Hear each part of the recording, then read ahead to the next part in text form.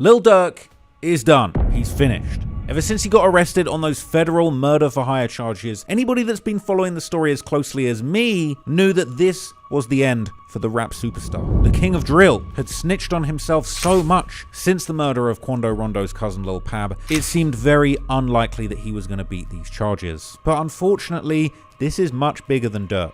Because just as finished as Lil Durk's own career is, so too is his crew / label / gang, OTF. If you ask the music industry, they're known for platinum records, sold out shows, and are a collective of rappers who put family first. But according to the prosecutors, behind the label and the rap collective is a shadowy criminal organization structured like a modern day mafia with a deep belief in loyalty and a mission enforced by fear and violence. But when it comes to the members of OTF, apart from Durk, it seems like most of them are less known for their rap records and more known for their criminal records, with OTF members' names repeatedly surfacing in cases of shootings, robberies, drug deals, home invasions, kidnappings, murders, and alleged get-backs or revenge killings across 3 different states. So at this point, OTF as a crew and a label is just as busted as Lil Durk. But now the prosecutors are asking the bigger question, just how many people were pulled into Durk's criminal empire, and how many of them, if any, will be able to escape the hammer of justice?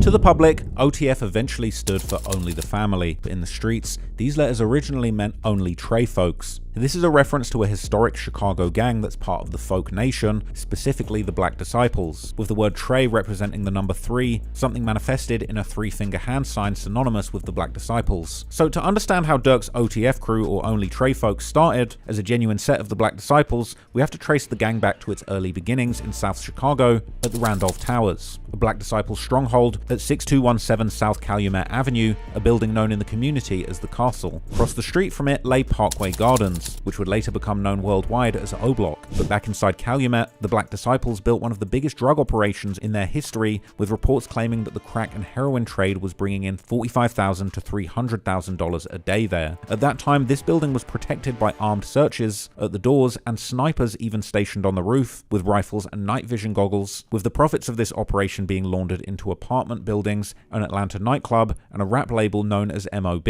After an undercover officer was caught during a search, exposed by his bulletproof vest, they would shoot him in the back while he tried to run away, and from that point on, the Castle became known across Chicago as one of the most dangerous places for the police. At one point, the Black Disciples even hijacked a Christian radio frequency, turning what drivers expected to be religious programming into profanity-laced gangster rap. But behind the music, they also used it to warn the tower about police and ops coming to the area. By the mid-2000s, federal law enforcement indicted more than 46 leaders, including Marvel the Magnificent Thompson, also connected with Vonni and Varma Voka, a pair of infamous Black Disciple twins known as the Bentley Twins, a nickname they got due to their love of Bentley cars. Years later, that family history became directly tied to OTF, but back then, after the raid, city officials would end up tearing the building down, which scattered families, Black Disciple members, and future rap figures all across the south side of Chicago. 2005, I believe it was 2004, when the feds came and grabbed my daddy.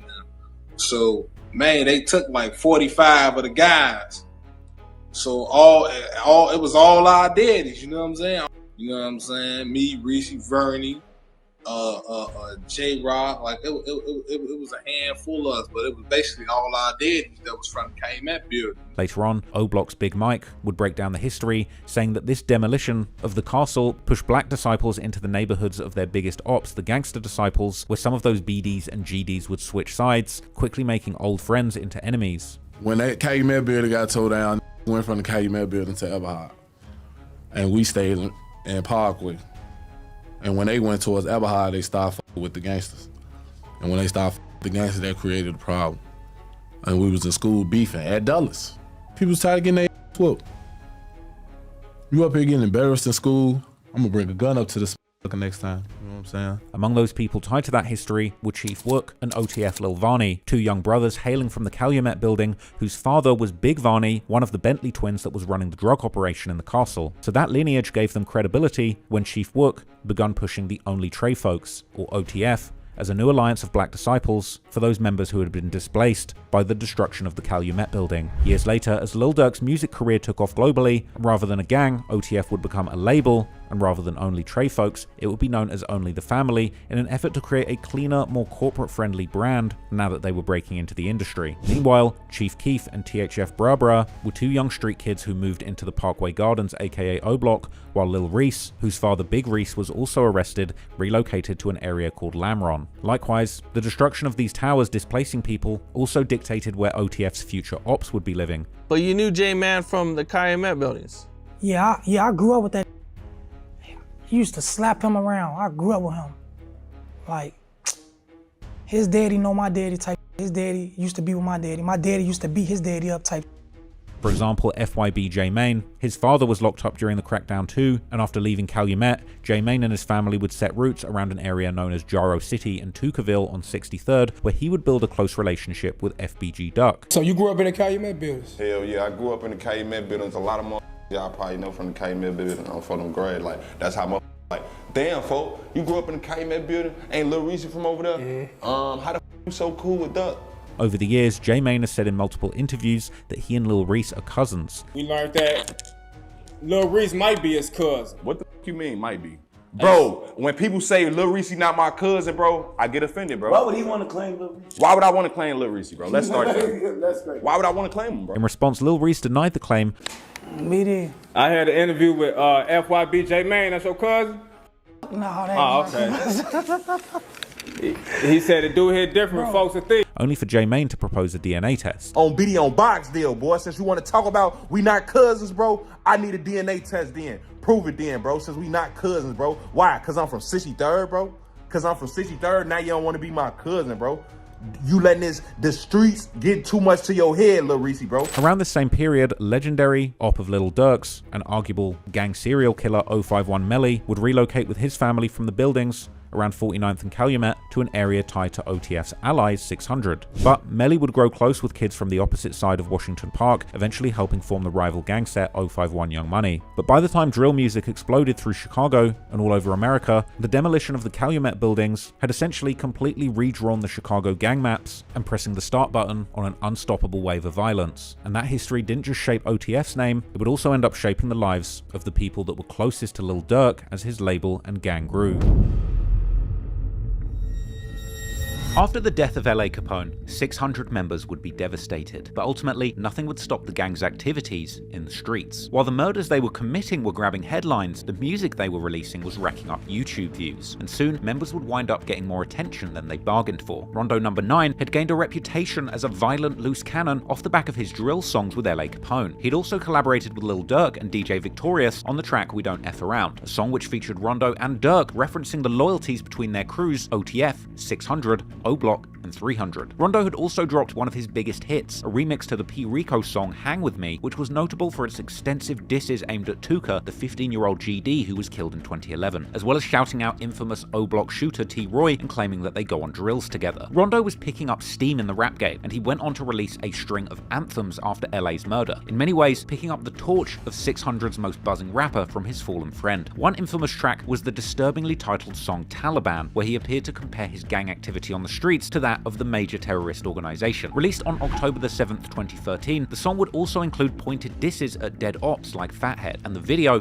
featured menacing scenes where 600 members would dance around with an array of high-powered weapons, including one particularly terrifying MAC-10 submachine gun. This gun would feature prominently in many videos and pictures associated with 600 members, and it became infamous amongst fans, being referred to as the 600 Mac. This would eventually cause fans to make compilations of all the times this infamous gun was actually present in 600's music videos and social media posts. Tay Capone would mention the Mac in a live stream where he claimed that he got the gun in 2012 and that people were still showing it off in 2017 when he got out of jail, and claiming that the gang had put in maximum work on their ops with this gun. Man, that shouldn't work now. That got dropped off to me in my hands, and all that was in 2012 or 13, and I seen four of them still toting that 2017 when I got out the joint. Some guns you gotta just let go, bro, especially when we already had put in a maximum amount of work with that. Things like this were making 600 infamous, and the hype would continue as Rondo and other members would continue to release high-profile songs, like his November the 26th collab with Lil Durk, Ride. However, at the end of 2013, it would be more than music that had Rondo's face going viral in Chicago, as in December 2013, Rondo would post a photo on his Instagram that would become one of the most legendary images in Chicago drill history. In the photo, Rondo can be seen holding up an anti-tank rocket launcher, or as fans would refer to it, an RPG, rocket-propelled grenade launcher. This is like a weapon straight out of Call of Duty or Grand Theft Auto, and something a lot more at home in a real war zone like Iraq or Afghanistan, with something like this truly making sense of the fact why they call Chicago Chirac. The photo itself would go viral on social media, reinforcing the image of 600 members as real savages who practiced what they preached and really waged war in the streets. However, it also caused a major alert for the local police department, and an investigation would be carried out immediately after, as a literal wanted poster would circulate among Chicago police gang units, explaining that they believed that rocket launchers were actually circulating among Chicago gang members, posing a genuine danger to the public, with pictures of the weapon and Rondo's own mugshot displayed prominently in a wanted-style poster that went around. In the aftermath of this incident, the photo itself was swiftly removed from Rondo's Instagram, but by then it was too late, and while the image was going viral, Rondo would tweet an angry message where he would deny the weapon or the photo was even real. But luckily for Rondo, it would appear that the investigation was closed with no leads or arrests regarding that specific weapon. But later, in an unreleased snippet from his Instagram, Rondo would even mention that his house was actually searched or visited by federal investigators following this incident. And the next year, Rondo would reference the situation in his song Trust Myself, where he claimed that the incident actually brought him a lot of publicity. This would become an infamous moment in Chicago drill, with many viral videos being made about the situation, garnering millions of views. Years later, Memo600 would pay homage to Rondo, posing with an RPG in a gun store himself. And media antics such as these not only contributed to the image of 600 as one of the most savage sets in Chicago, but it also enforced the image of Chicago as a real war zone. Coming into the turn of the year, the hype around the Chicago drill scene was reaching its peak, and at the time, the term Chirac was being used heavily in the media, as the media was creating narratives about the violent death toll in Chicago being higher than the amount of US soldier deaths in the military conflicts in places like Afghanistan and Iraq. However, in fairness, as many news outlets would also point out, such hyperbolic headlines were actually largely distorting the reality on the ground. The point that they were making was that Chicago was in fact only the deadliest city in America in total homicides, but in per capita terms, it didn't even make the top 10 most violent cities. Therefore, the implication appeared to be that the violence in Chicago was slightly overblown if you were looking at it on a per capita basis. But that just goes to show you how powerful the antics of drill rappers were during this time. The symbolic shock of seeing a drill rapper toting an RPG straight out of the US military arsenal was hard to ignore, and it had the whole of America terrified of Chicago's streets. However, make no mistakes, whilst other cities were indeed deadlier than Chicago on a per capita basis, certain areas of Chicago, like the south side where 600 reside, and the more violent but less infamous west side of the city, were in fact still setting records for concentrated violence. And while the year of 2014 would actually turn out to be the safest in decades in the wider Chicago, in the neighborhoods around Washington Park, the war would reach a new boiling point. So even if you didn't think the city of Chicago was anything like Iraq, the boys from 600 were living in a true Chirac war zone, and the savages that ran the streets there were becoming increasingly violent as well as famous. In 2014, we would see things reach breaking point for 600, as some of their most famous and violent members would be hell-bent on waging war on their ops. But unfortunately for them, this time the authorities wouldn't be far behind. And for members like Rondo and Dede, a small mistake would ultimately wind up seeing them losing everything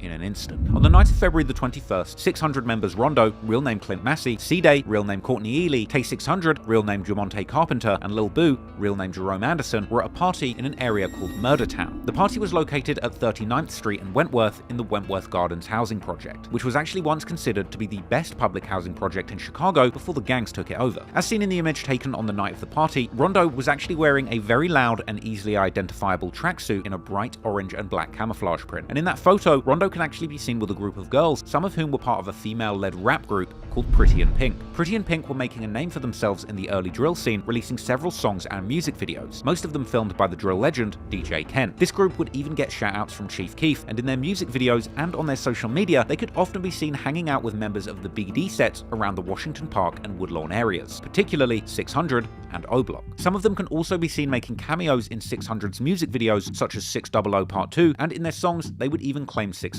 On their social media, Pretty in Pink and 600 would use moniker P&P 600, and seemingly these girls quite literally identified as members of the 600 gang themselves. Smoking, doink.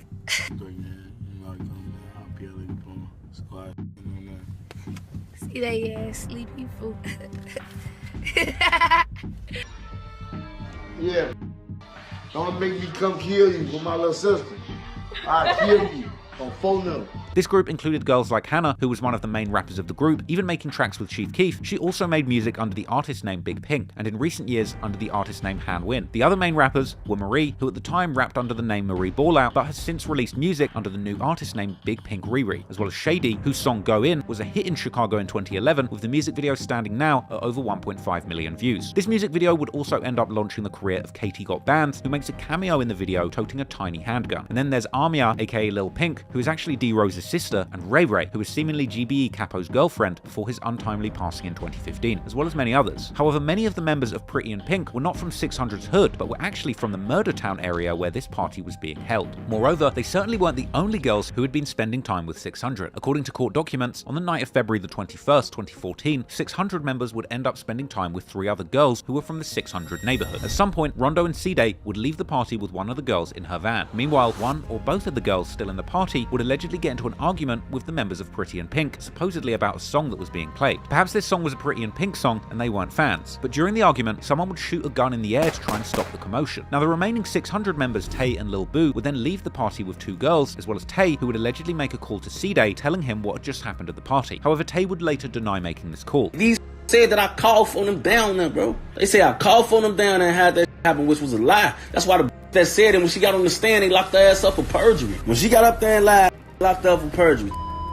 Mimo and them sister. Let's not forget that. But soon after, they met Dede, Rondo, and the third girl at a local Wendy's restaurant and headed back to Wentworth Gardens with a plan of carrying out a get-back attack on whoever had fired those shots. Documents would show that D.Rose was also present at this time and got into the same car as Rondo and Dede. At this time, a man named Javon Boyd was waiting around the Wentworth Gardens area in his car as he had been dispatched for a job on his shift as a taxi driver. The car itself had no company livery or any indication that it was being used as a taxi at the time, so to the average person, this just looked like a normal car. The 3 vehicles carrying 600 members would make their way to 38th Street on Princeton Avenue, and here they spotted the idle car and noticed a man inside. The convoy then made a U-turn, and Rondo and Dede would exit the vehicle and approach Boyd. Witnesses would then claim that they saw Dede and Rondo open Javon's passenger side door and fire into the vehicle 4 or 5 times.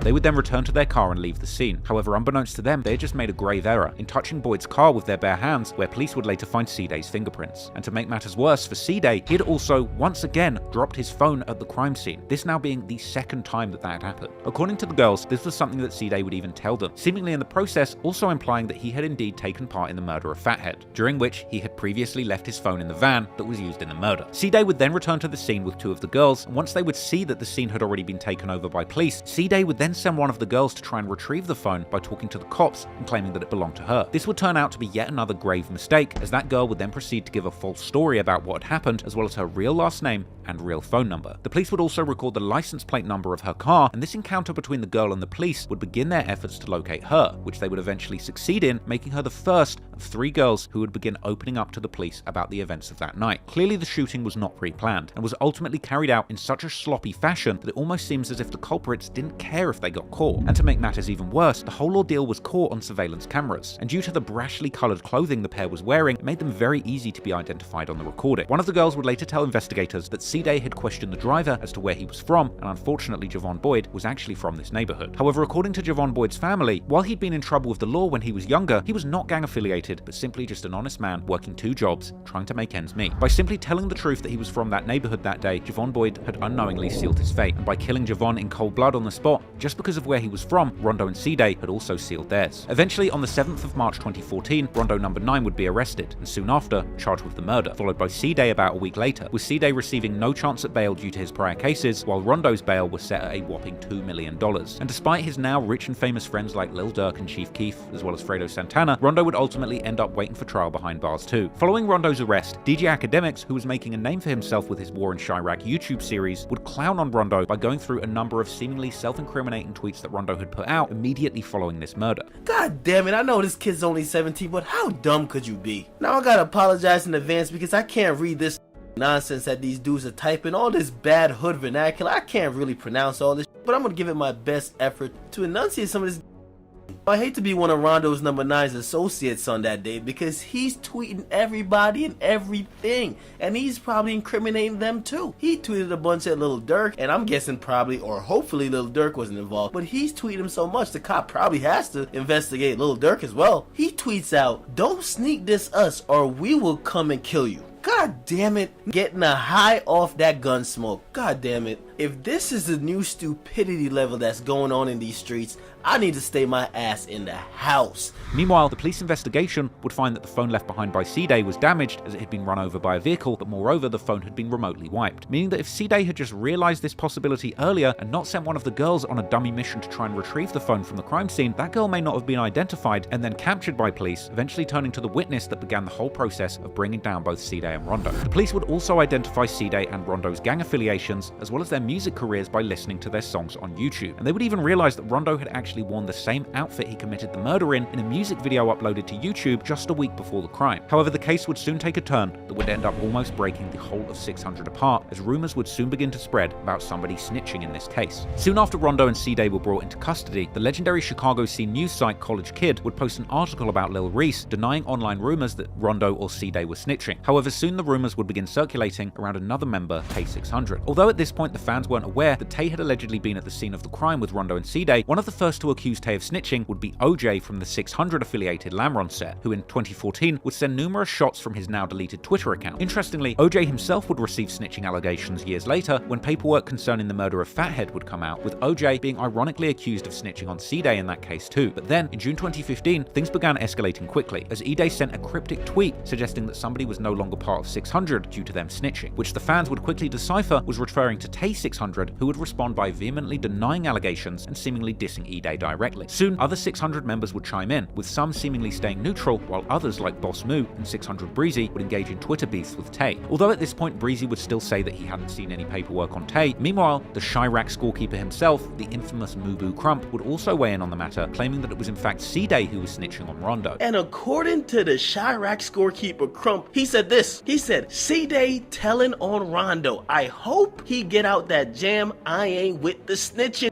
Rondo was always cool and respectful. Now, let's be clear. We're talking about the guy who's a domestic, the guy, the only savage to brand a weapon of mass destruction. Crump is claiming Rondo snitching. Then, in 2016, things would really begin to heat up. In March, it was reported that the trial of Rondo and Dede was being delayed due to an uncooperative witness. And rumors would then start to spread that one of these witnesses was Tay himself, who instead of cooperating, had actually gone on the run, with the US Marshals being deployed to locate Tay, eventually finding him with an illegal weapon. However, once again, information about his arrest would come out sparsely. Meanwhile, Rondo and Dede's trial would move ahead, and on the 11th of March, it was reported that both had been found guilty and were facing 45 years to life, with 600 Breezy, who had apparently been at the court tweeting the bad news, while other members like JusBlo and S.Dot would react, naturally being devastated at this loss. An emotional 600 Breezy would also air out his grievances on Twitter with Tay600, calling him a snitch and blaming him for the outcome. At this point, pretty much everybody in or close to 600, including people like Lil Durk and Lil Reese, would begin to attack Tay for snitching. I don't know what Tay 600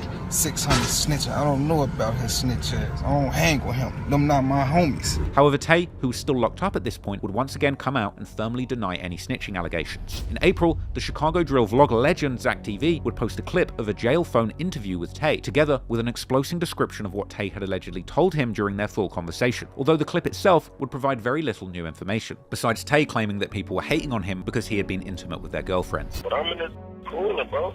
I'm deep down the cooler. I'm just, man, I'm anxious. I gotta get back out to the streets. I'm missing a lot of money, a lot of moves, a lot of food being fed. I need to hurry up, get out and dress, clean this BD.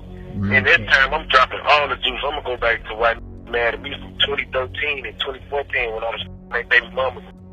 But then in May, Dede finally was sentenced, receiving a whopping 38 years. This was followed by the sentencing of Rondo in July, who would receive 39 years, just one more than Dede. In August, DJ Academics would report that Tay, on the other hand, had received a 30-month sentence for a gun he was caught with when he was arrested earlier that year. Also in August, Say Cheese would drop their interview with 600 Breezy, who would explain that he had seen the paperwork and that Tay had given a statement to the police, although he ultimately hadn't ended up testifying against Rondo and Dede during the trial. A lot of people, they're accusing Tay 600 to running his mouth, But there hasn't been no paperwork for it, right? Has there been paperwork seen, or is it just like a assumption? Now, this the thing with cases like that, bro. I ain't gonna be able to stick on it too much. You feel me?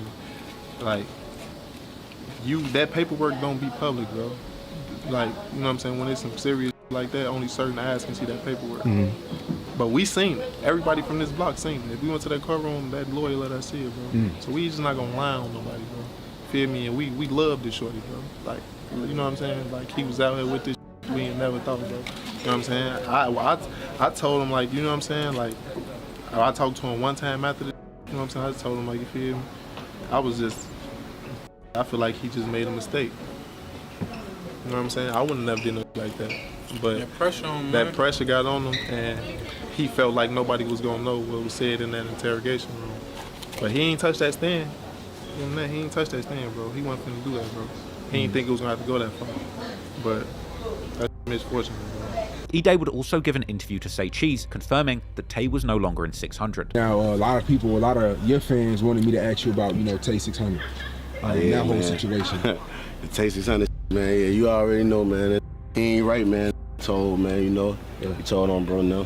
Something ain't right, you know how it be, you know what I'm saying? Your fans want to know, like, is he still 600 or is it like? Hell nah. Okay. Dead.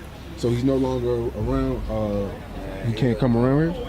No. At this point, fans were looking for any kind of proof as to what had actually happened. And right then, a bombshell would drop and go viral as an alleged statement given by Tay was dropped online, seemingly showing that Tay had indeed snitched on his friends. However, this statement would turn out to be completely false, as Tay would explain to Say Cheese in December, at this point already being a free man once again, having already gotten an early release. Let's talk about this statement. See, my thing was about that statement is, you feel me, be so dumb and stupid. You stand for nothing, you'll fall for anything, man. For one, that ain't have a paper. Look, my daddy just did 10 years in a federal prison, and like 10 told him. I was a shorty, we had the paperwork that was about this thick, man. It let you know who said what and what said what, and it wasn't a pen like that fake ass that you just wrote me. And then for 2, they got my birthday wrong on there. They say I was being held on 26th in California when I was doing the investigation. That's the address to the Cook County Jail. That's not the address to a police station, which where I wasn't at, you feel me? Then, like, okay, if I'm gonna tell on someone, I guess I ain't at the time I would tell the truth. I didn't know none of them when I was 4 years old. Courtney first, you feel me? And I didn't even meet him till I was a teenager. Me and Rondo, I met Rondo later on, and we was going to grammar school together, but I never went to grammar school with C-Day. I only went to grammar school with Rondo, and that was about a year because I graduated before then. Then, I never went to high school with C-Day or Rondo. We ended up all going to the alternative school for probably, I think C-Day got kicked out like the first day I got him in there, he get kicked out. Me and Rondo, we was in there, but he ended up stopped going too, and I dropped out too, so it was like we weren't even in school together. Yeah. So this don't make no sense. Coming into 2017, the narrative was turning in Tay's favour, as reports about the released court documents not including any proof of Tay snitching would begin to spread. In March, Tay would drop a song called The Truth, where he rapped about the case, saying how people calling him a rat had never seen him in the papers, as well as saying that 600 was still cool with the women who had testified in the court against Rondo and C-Day. Also in March, Vlad TV would post a clip from their interview with Tay, where he would explain what had happened with the case, saying how police had told him that they knew he had been present during the murder and tried to intimidate him to tell more, but he didn't budge, explaining that he wasn't scared because there wasn't any proof that he had been there other than some witness statements. It's a simple fact, they can't prove that I witnessed anything. I know this, you feel me? They can't prove nothing like that because of the simple fact of I'm not on camera doing nothing. You know, it might be people identifying me saying that I saw it or I was at the scene or whatever, but that's my word against theirs, you feel me? That ain't nothing that they could automatically just put perjury on, you feel me? Like, that's something that I had to have a trial within itself, you feel me? So I wasn't really worried about nothing like that. They didn't threaten me with perjury right in the investigation room though. Tay would also accuse 600 Breezy of lying about seeing any paperwork about him. They was there, and my people told me they never seen Breezy, you feel me? And so if he came now, he came and briefly left. Like, he didn't even stay long enough to see a lot of things unfold in the trial, you feel what I'm saying? But even Fredo Santana would tweet saying that Tay didn't snitch. In August, it was even reported that Rondo himself was denying that Tay snitched in his new jail phone freestyle, which Tay would take as yet another victory. During 2018, things were seemingly beginning to calm down, with Tay even releasing part of a call between him and 600 Breezy, who was locked up at the time, where they would chop it up about the past and hashing out their differences. But under the surface, there was a lot of tension, and the relationship between Tay and the rest of 600 seemingly wouldn't be amended. Well, I did clear that up. Dede is lying. You gonna listen to talk. I've never had anything taken from me. This is something that y'all need to know. I'm clarifying this now. I have never had anything taken from me, man. Nothing. They be putting false in the air. They be asking me about false ass information. Like, what the be wrong with these? What the be wrong with the fans for even believing these stupid ass little boys? Like, never been a lane. Kamiko on his watching me, she know who the real gang members is from our block, cause she used to come over there to see me and Matt. And who you used to see in my crib, them members on gang, just members.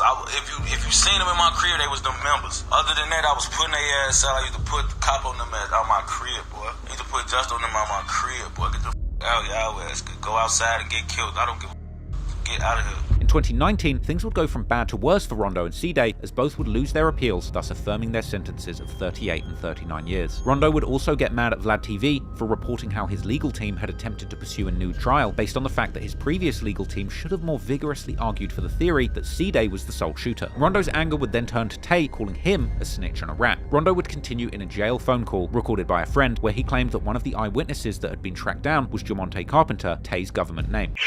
Was a witness with them. I bet they say Jamonte Carpenter. Y'all look at the statement of facts in my case. Y'all gonna see that the police, the state was trying to track down eyewitnesses. One of the names is Jamonte Carpenter. However, for Tay, these documents would be more good news, as they would become available for free online, showing that he wasn't mentioned as a witness during trial. Around this time, Tay was also officially announcing that he was changing his artist name from Tay 600 to Tay Capone, with the last name of course being a tribute to his fallen friend L.A. Capone. In 2022, M-Thang would post to his Instagram story claiming that 600 members only distanced themselves from Tay in fear of what other members might think, and arguing that Tay never actually stated who did the shooting. Trigger and S-Dot are some of the other members who have seemingly stuck with Tay throughout most of this drama. In 2021, Trigger would comment on his relationship with Tay, saying that he was locked up during most of the drama and that he hadn't seen any paperwork about him, and that he didn't care what other people thought. And in 2023, Tay would post a photo of himself hanging out in 600's hood with Trigger. S-Dot, on the other hand, would reflect on his relationship with Tay in his recent No Jumper interview, saying how he can't turn his back on his brother and that they had fought but eventually come to an understanding. You and Tay still tight? Yeah, that's my brother. I seen for a minute, cause like a lot of people in 600 had like turned their back on Tay, but you was one of the first ones I seen. I came together and did an interview. Yeah, I can't turn my back on, buddy. It's my boy. How y'all get back in tune? Like, what was that conversation like? It was like a real brother conversation. We argued, sent some threats, but it was, that was my brother. But yeah, he was tweaking with me, I was tweaking with his this the first time we ain't talked in a long time, so like, yeah, it was a little heated, but we got past. That was my brother, we got new music and shit on the way. During the annual celebration for D-Thang in 2023, Tay could be seen celebrating in the same video with numerous 600 members, such as S-Dot, Trigger, Domo, M-Thang, and Young Famous. Meanwhile, in the years following their sentences, footage has come out of Rondo and Dede behind the prison walls. Dede would even be interviewed through a jail phone, during which he claimed that he regrets doing things for the people that he did. I regret what I did, you know, I did for all the wrong. And complaining that no one from 600 has put money on his books or paid his lawyer fees. You know, it's making money off, you know, things that I put my blood, sweat, and tears for, you know, and for me to backbite down D.Rose, you know, you know, we fight for our life, you know, no money, no loyalty. Dede also shared that he went to trial with a public defender, while Lil Durk had seemingly paid for Rondo's lawyer fees, as Rondo was signed to Durk's label OTF at the time. Dede was ultimately left with nothing, and pretty much felt that Rondo threw him under the bus.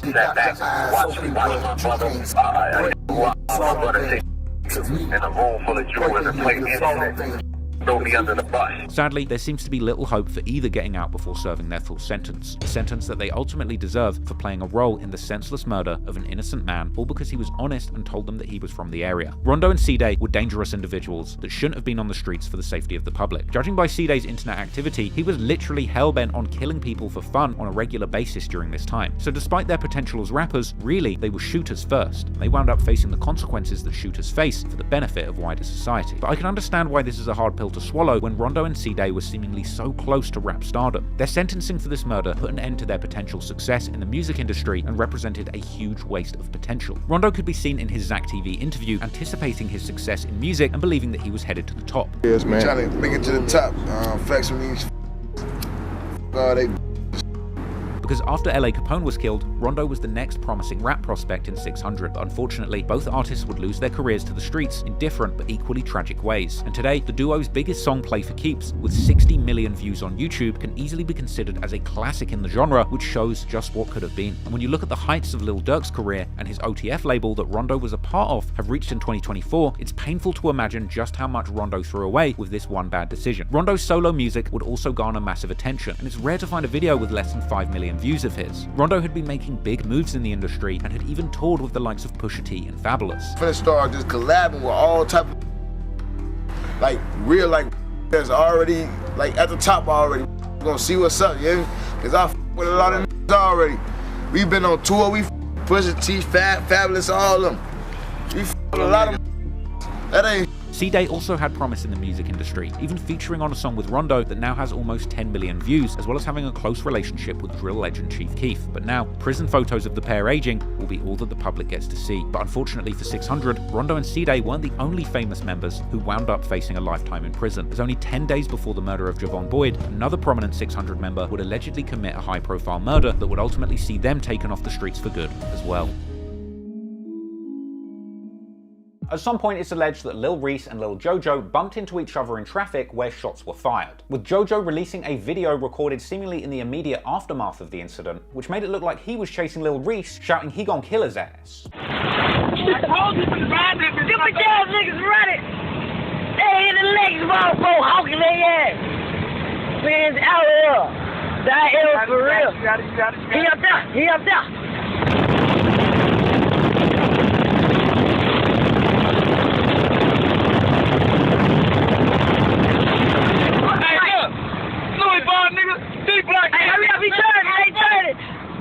Catch that light, catch that light.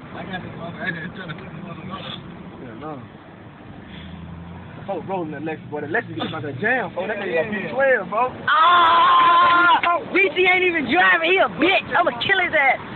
JoJo tweeted about this afterwards, saying that he was the one who caught Lil Reese in traffic and that Reese wasn't with the shits, before later seemingly admitting that it was Reese that shot at JoJo, but Reese fortunately missed. A few weeks later, JoJo then tweeted asking his followers who wanted to see a picture of him standing on the op block of Lamron, which I believe was this picture, with Reese replying suggesting that JoJo's recent tweets are straight snitching, suggesting that JoJo's activity has got the block hot over on Lamron, and JoJo clapping back saying that they were on the block and Reese was nowhere to be found. Then, only a few days after this incident, it all goes down, as on the 4th of September 2012, JoJo leaves his house at noon, allegedly on his way to film a music video. However, around 4 PM, it became clear that what JoJo was filming wasn't quite a music video, as Lil JoJo records himself and his friends driving past Lil Reese yelling BDK at him out the window in what I believe must be Chicago Drill's very first drive-by argument. JoJo then immediately posts the video of this altercation onto Twitter and YouTube, and even in this video that JoJo himself shared, we see JoJo taunting Reese from his car, followed by Lil Reese saying pretty clearly that he is gonna M Lil JoJo.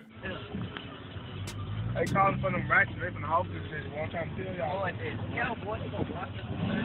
Hey, boy, you a bitch, boy. Hey, Ricky, little bitch. Yeah. Fuck is wrong with you, boy? Hey, I am Brick Squad. Yeah, Brick Squad, boy. Fuck is you talking about, boy? We get on, bitch.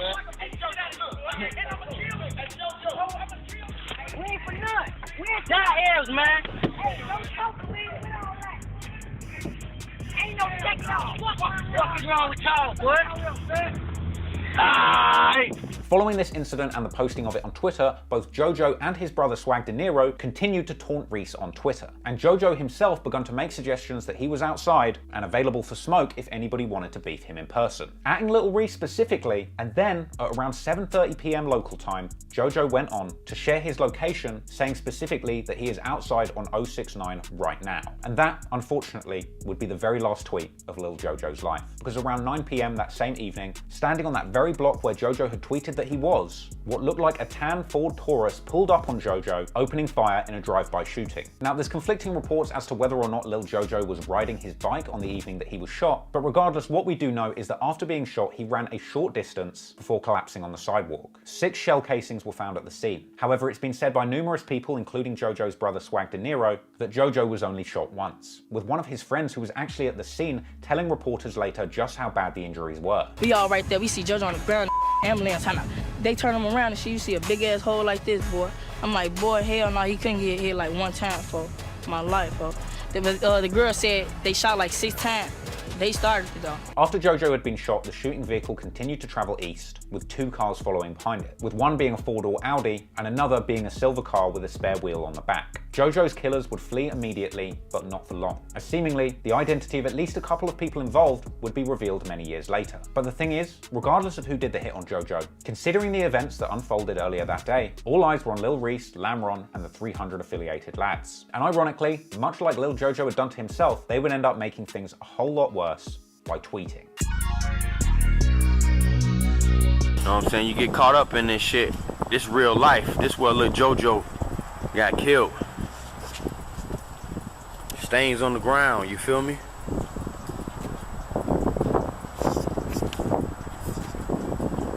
Shit. This it right here, this real. This ain't fake. After JoJo passed, the 300 affiliated BDs from O Block were quick to mock his death online. King Von made fun of the fact that Lil JoJo had allegedly been shot off his bike in a short clip shared to social media. King Von don't know JoJo. We don't know JoJo shit today. Stretch gang out. Lil Reese tweeted that he had just woken up to the news about JoJo and fuck him, and Chief Keef fired off a now legendary cold-hearted string of tweets saying, "It's sad because JoJo wanted to be just like us, hashtag laughing my ass off," followed by another message just saying, ha ha ha ha ha ha ha ha ha ha ha ha ha. Ha ha ha ha ha, hashtag rich Nigel shit, and another saying that he knows the real Brick Squad, hashtag 300, which naturally isn't a great look the day after a 300 op has been killed. So it's unsurprising that following these tweets, it turned out that the feds were looking into Chief Keef's involvement in the crime, and after this emerged, Chief Keef quickly changed his tune, publicly claiming that the earlier tweets were the result of him being hacked, denying any involvement in this tragedy, JoJo's death, then saying he didn't even know JoJo, but JoJo was young just like him, then tweeting a fake respectful tribute sending prayers out to JoJo, and then, very wisely, deciding to take a break from Twitter. But unfortunately, the damage was already done. A lot of people were looking at Chief Keef, and JoJo's mother even went on television and blamed Keef directly by name for her son's killing. Who do you think is responsible for your son's death? Chief Keef. You believe he himself pulled the trigger? I don't believe himself pulled the trigger. I believe he paid somebody to do it. Naturally, the police investigation into the killing of Lil JoJo went nowhere, but around a year after his passing, internet detectives would finally get some clues in September 2013, when Chief Keef's cousin and self-confessed people killer, Dede, fired off a tweet supposedly revealing who JoJo's killers were, naming infamous O-Block shooter and close friend of King Von D.Rose, Front Street drill legend Fredo Santana, and a non-rapping shooter from Lamron named Kiki. Fredo Santana quickly came out responding to these tweets, saying Dede was lying on his name and that all of this loose talk on Twitter had the feds knocking at his door. Dede came out not long after this to say that his Twitter got hacked too, suggesting to the public that he doesn't really know who killed JoJo. For the record, it's also been widely discredited that D.Rose or Fredo Santana had anything to do with JoJo's killing, and while not strictly a suspect but somebody who definitely would have been happy about Lil JoJo's demise, Lil Durk eventually addressed the situation around a year later when he ended up linking up with Sway, saying that people in Chicago do get killed over Twitter, seemingly a reference to Lil JoJo. Killed over Twitter nowadays. So. What? Yeah. You could get killed over Twitter by something you say on Twitter. Arguing on Twitter. After this, Sway ended up asking Durk directly about JoJo, which causes a swift demeanor change from Lil Durk as he gets incredibly uncomfortable and continues to peer off camera looking for somebody in the room. Lil JoJo was killed, right? Yeah. Yeah, I ain't even gonna get into it and ask you about that, but a lot of that got triggered through Twitter, right? Yeah, I think so. Yeah, okay, I ain't even gonna ask you about that, but when you brought that up, right, that's what made me think about it. Man, this is intense. Look, I know it'd be a super explosive end to this story to find out that the real shooters were Chief Keef, Lil Reese and Lil Durk, doing the drill them damn selves and then speeding off in a Hellcat bumping 300. But reality is never that exciting, is it? In fact, friends of Lil JoJo later would tell Zach TV that rap beef had nothing to do with it and JoJo's killing was indeed straight up street business. We heard them, on JoJo Boy, we heard the motherfucking rap niggas put money on bro head too. I ain't gonna say no rap niggas, look. Man, them rap niggas ain't had shit to do with nothing, bro. This shit was real live street business, you feel me, man? I ain't none of that rap shit, none of that shit, bro. The dominant theory on what actually went down was that JoJo was posting his location on Twitter, trying to draw out Lil Reese, Lil Durk or Chief Keef, as part of the ongoing rap feud that was clearly attracting him a lot of clout. But in doing this, he inadvertently exposed his own location to other Brick Squad ops from the 300 affiliate crew AMG, previously known as SMB, as well as Lamron, who wanted Lil Jojo dead for non-music related reasons, and ultimately were able to benefit from him revealing his location to the rappers he was beefing in order to do an unexpected drill on him. But the question still remains, who killed Lil Jojo?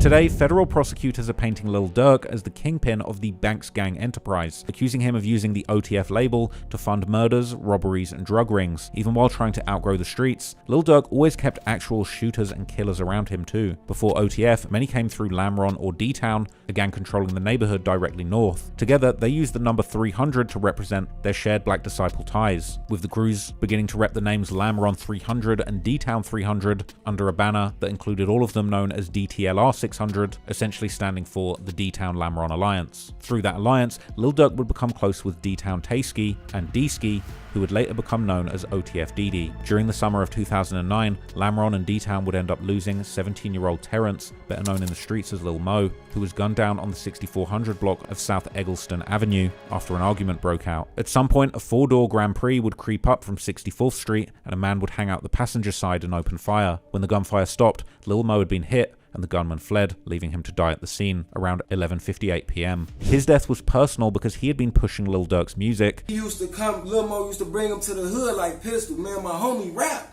You feel what I'm saying? I'm telling Lil Mo, just bring him through the studio, because that's how we was. Like, because y'all was known as the rappers. Right. And he was OTF Dede's cousin. Later, OTF Lil Vonni would claim that Lil Mo got immediate get back on the person who shot him in the mouth and knocked out his tooth. But alleged settlement documents say that Vonni lost that tooth during a police raid the following year when an officer stomped on his head. Officers would apparently pick up his tooth and search the apartment, falsely accusing him of having a firearm, detaining him, and he would later receive a $20,000 settlement. But after this, rappers from mainly Gangsta Disciple sets, including Lil Jojo from 069 Brick Squad, also known as Jojo World, would begin dissing Durk's murdered friend Lil Mo in many of his music videos. Don't get no road out there, team don't like it. Even Tuka from STL EBT would tweet, "Catch him, leave him slumped, now his body layin', now they miss you just like Mo." But despite the dissing, the alleged shooter was later identified as Tonebone, a Gangsta Disciple from No Love City who was reportedly facing up to 60 years in prison. From there, Lil Mo became one of the first major losses, shaping Lamron and D-Town's memory, but the next loss would give D-Town its current name, as according to the police report, D-Town Tay-Ski was walking on the Normal Avenue in Lamron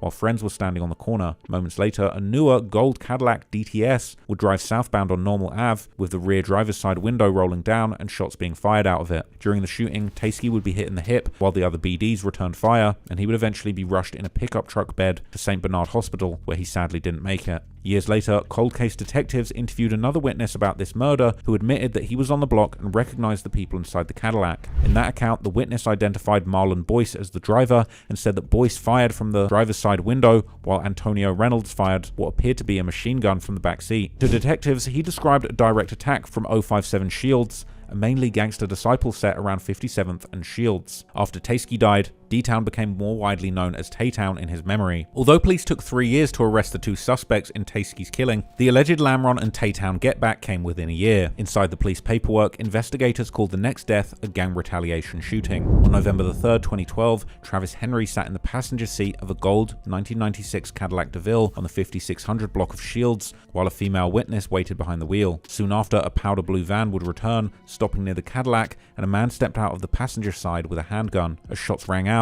the female driver ducked, reversed, and crashed into a nearby gate. That night, Travis Henry was hit 5 times in the chest and once in the forehead. At the scene, multiple witnesses recognized the shooter as OTF Dede, while the driver was described as a heavy-set male with a caramel complexion and short dreads. Within 2 years, Dede was arrested on first-degree murder charges, though the driver was never identified. From there, he spent years behind bars fighting the case before being released on bond in 2019. By the time he beat the case in 2023, his name already carried a fearsome reputation. Within TTE and OTF circles, Dede became known as Big Threat, with younger Tay-Town members adopting names like Baby Threat and Lil Threat in respect to his status. However, Dede would also end up being arrested in 2025 alongside Lil Durk.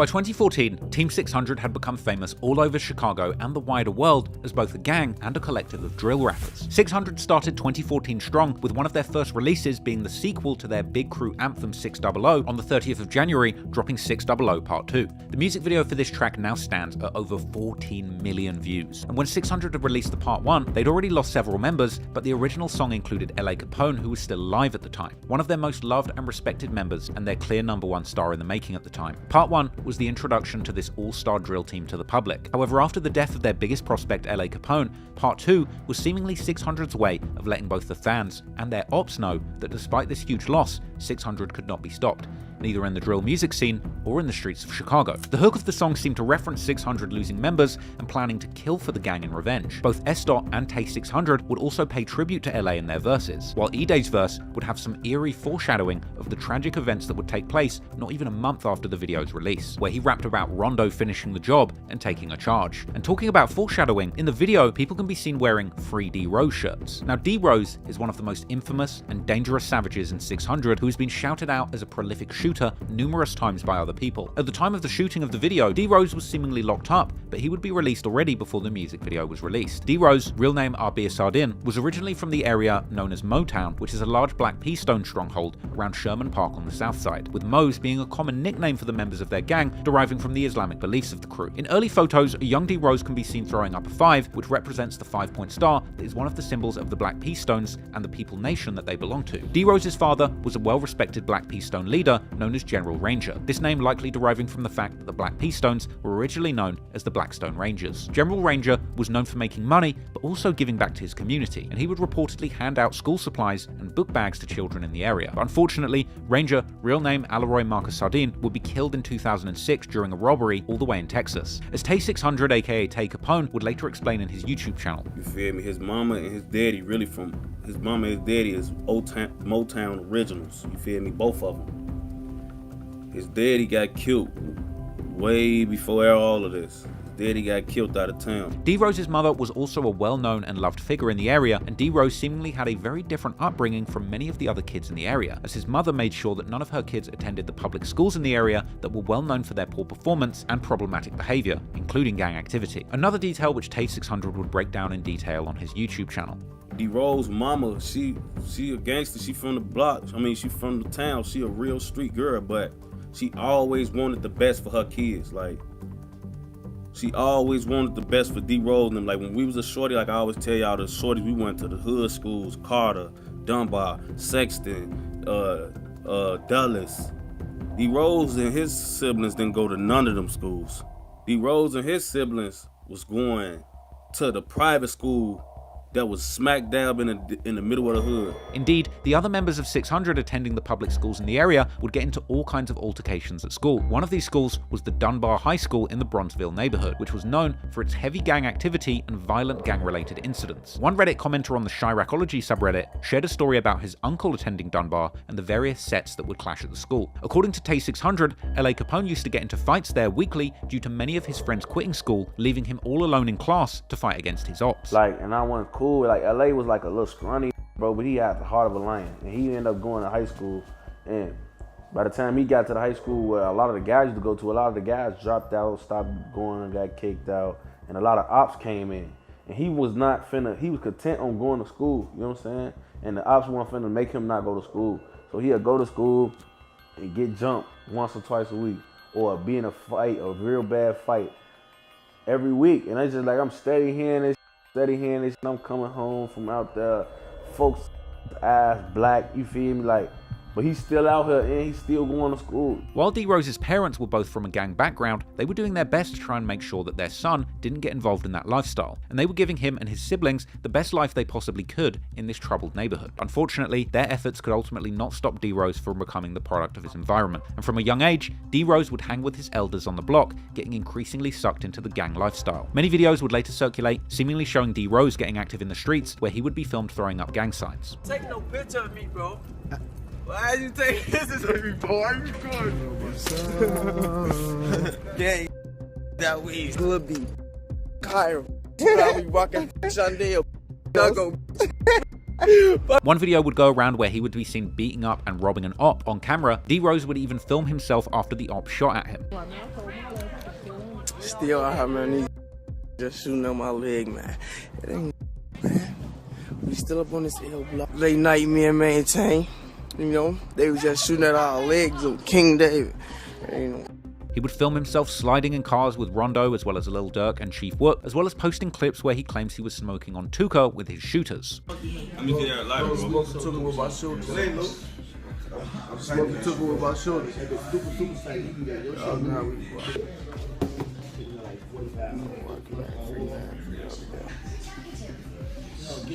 And despite only dabbling with rap, D.Rose himself was seemingly infatuated with drill music, regularly turning up to the gangbanging anthems that his friends like Chief Keef were making. I was on that young drilling posted. Don't get no with the stuff. We gon' drill that. Look at those. They happen now. Although he was originally from Motown, D.Rose was seemingly an original 600 member who had lived in the neighborhood long before 600 the gang had even formed, having moved there with his family near 59th in Indiana when he was still a little boy. The private school that D.Rose attended also had many Front Street members, which is how he would allegedly first become affiliated with these local gang sets. D.Rose is also reportedly cousins with G Mooma and 50 Shot Mall, who are prominent members of the Folly Boys set, which is located in Motown, where his father Ranger was from. And on subreddits like Chiracology, D.Rose's affiliation is commonly put as 600/Folly Boys. Eventually, this lifestyle would bring him the nickname D.Rose, and although he used to be an avid basketball player and likely a fan of the actual player D.Rose, aka Derrick Rose, an NBA player from Chicago, the nickname D.Rose would in fact have a much more sinister meaning, with Tay600 saying that he got the name because he only needs one shot to kill his ops. No, D.Rose, he wasn't always D.Rose, you know what I'm saying? He got his name D.Rose for only needing one. All I'm gonna say about that, Shorty only need one shot. It's over with.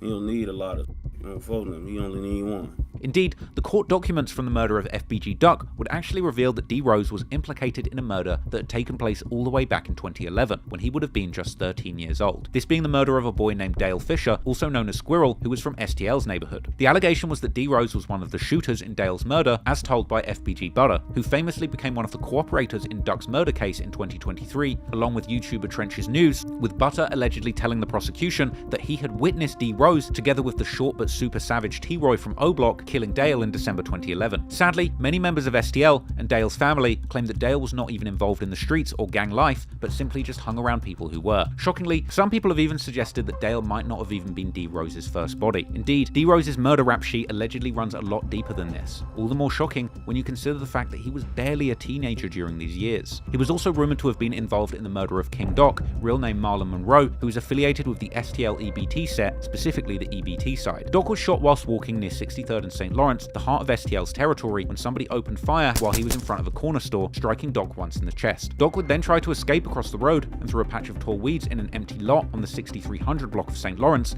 where he would ultimately succumb to his injuries, later being discovered by his relative, a boy named Modell McCambry. Now, anybody that's seen my video, King Von Rap's First Serial Killer, likely remembers that Modell himself would also meet an equally tragic ending not long after, with O-Block's King Von rumored to have been involved in both murders along with T-Roy. Anyway, following the social media activity of EBT members after Doc's death, it appeared that police thought that the Black Disciples were responsible. Particularly, Lamron and Brick City, aka 600, were their top suspects for this murder. However, many of the OG Brick City members were actually gangster disciples who had beef with members of Lamron just a few years earlier, as we know from Lil Durk's early lyrics dissing the set in his 2009 song R.I.P. Moe. Brick City's younger generation, on the other hand, were primarily Black Disciples, which ultimately became the default set for the new generation that called themselves 600. As Tay600 implies on his 2021 song Way Back When, where he says that a lot of members were flipped from GD to BD when they joined 600. Online drill fans have long debated who from 600 might have been involved with the murder of Doc, with D.Rose actually being one strong contender. However, if that wasn't enough, there's also another completely different Doc that D.Rose had also allegedly rumored to have killed in 2012. This was a man called Lil Doc from the so-called No Love City on the west side of the Dan Ryan Expressway, more specifically from a set in that area that operates around 57th and Throop Street, although there's very little information available about this Doc altogether. What we do know from his cousin's tweets though is that he died on on the 13th of August 2012. The reason why some people think that D.Rose had something to do with Lil Doc's death was also to do with his cousin's tweets, as following Doc's death, he would diss D.Rose and 600 numerous times. However, what makes this case confusing is the fact that there's seemingly no news about a murder that took place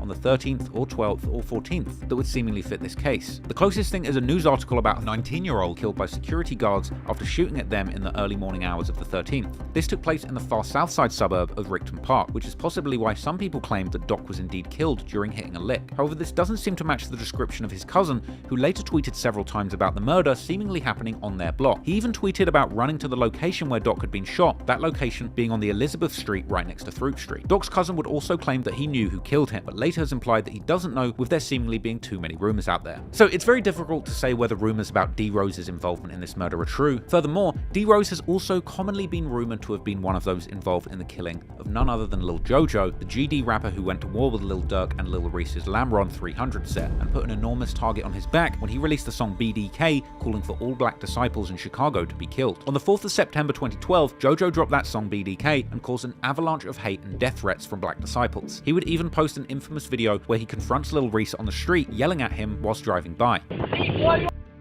Reese low. Yeah. Hey, I am Brick Squad. Yeah, Brick Squad, boy. You talking about, boy? Open you up.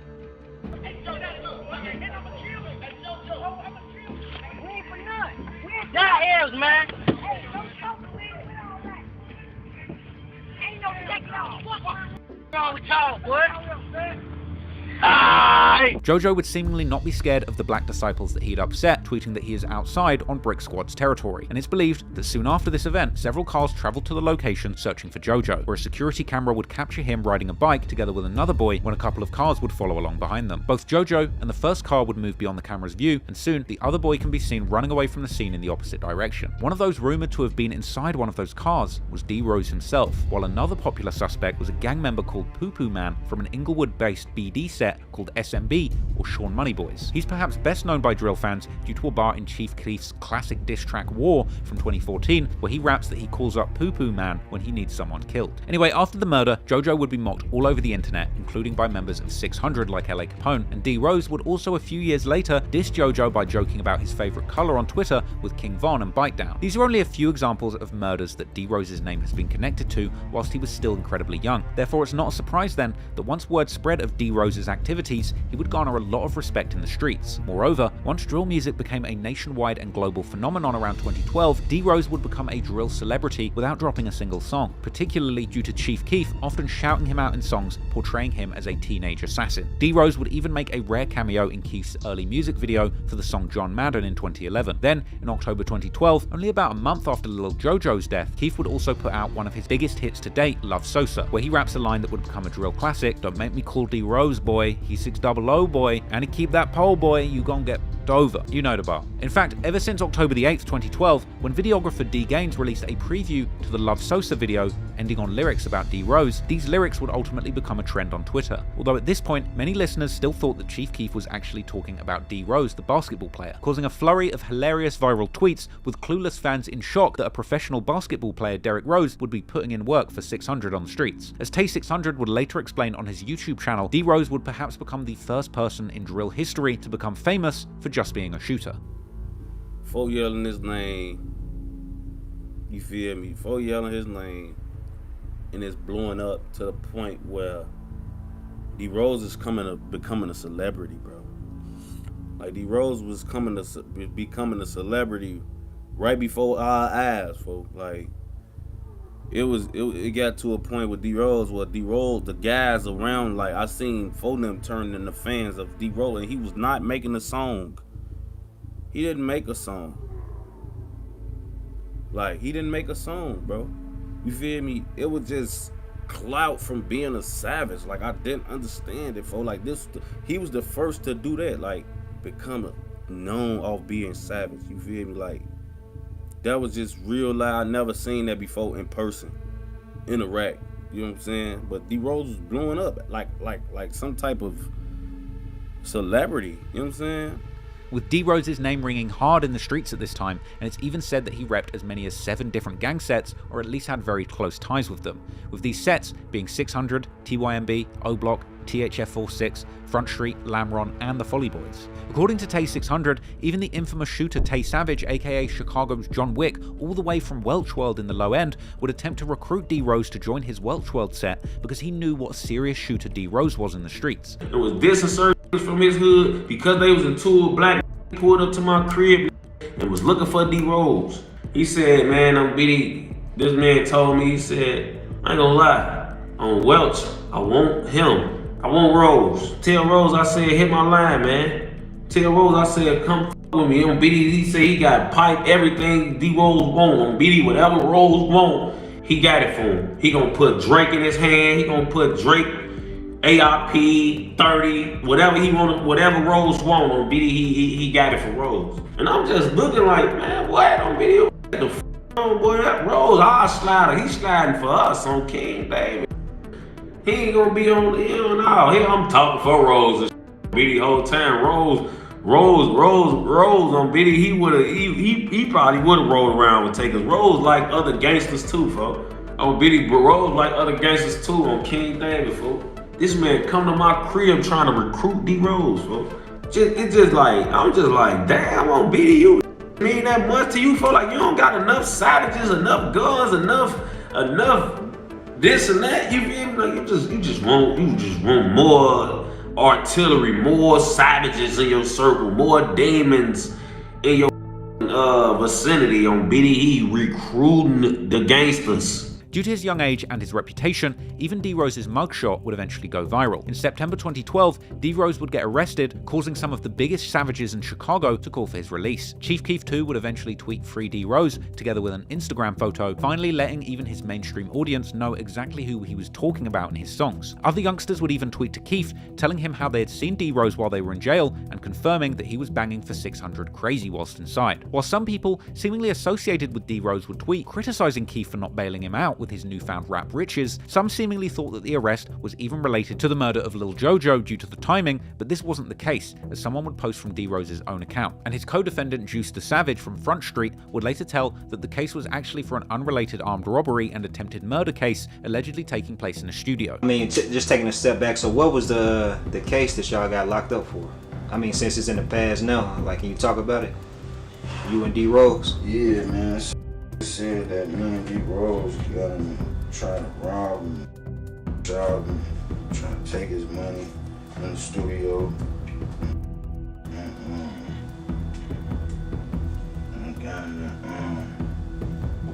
They ended up locking us up. Somebody picked us out of the video, saying that me and D-Rose did it to him. Tay 600 would also tell how D-Rose had in fact been wearing his black puffer jacket when the police had finally caught him.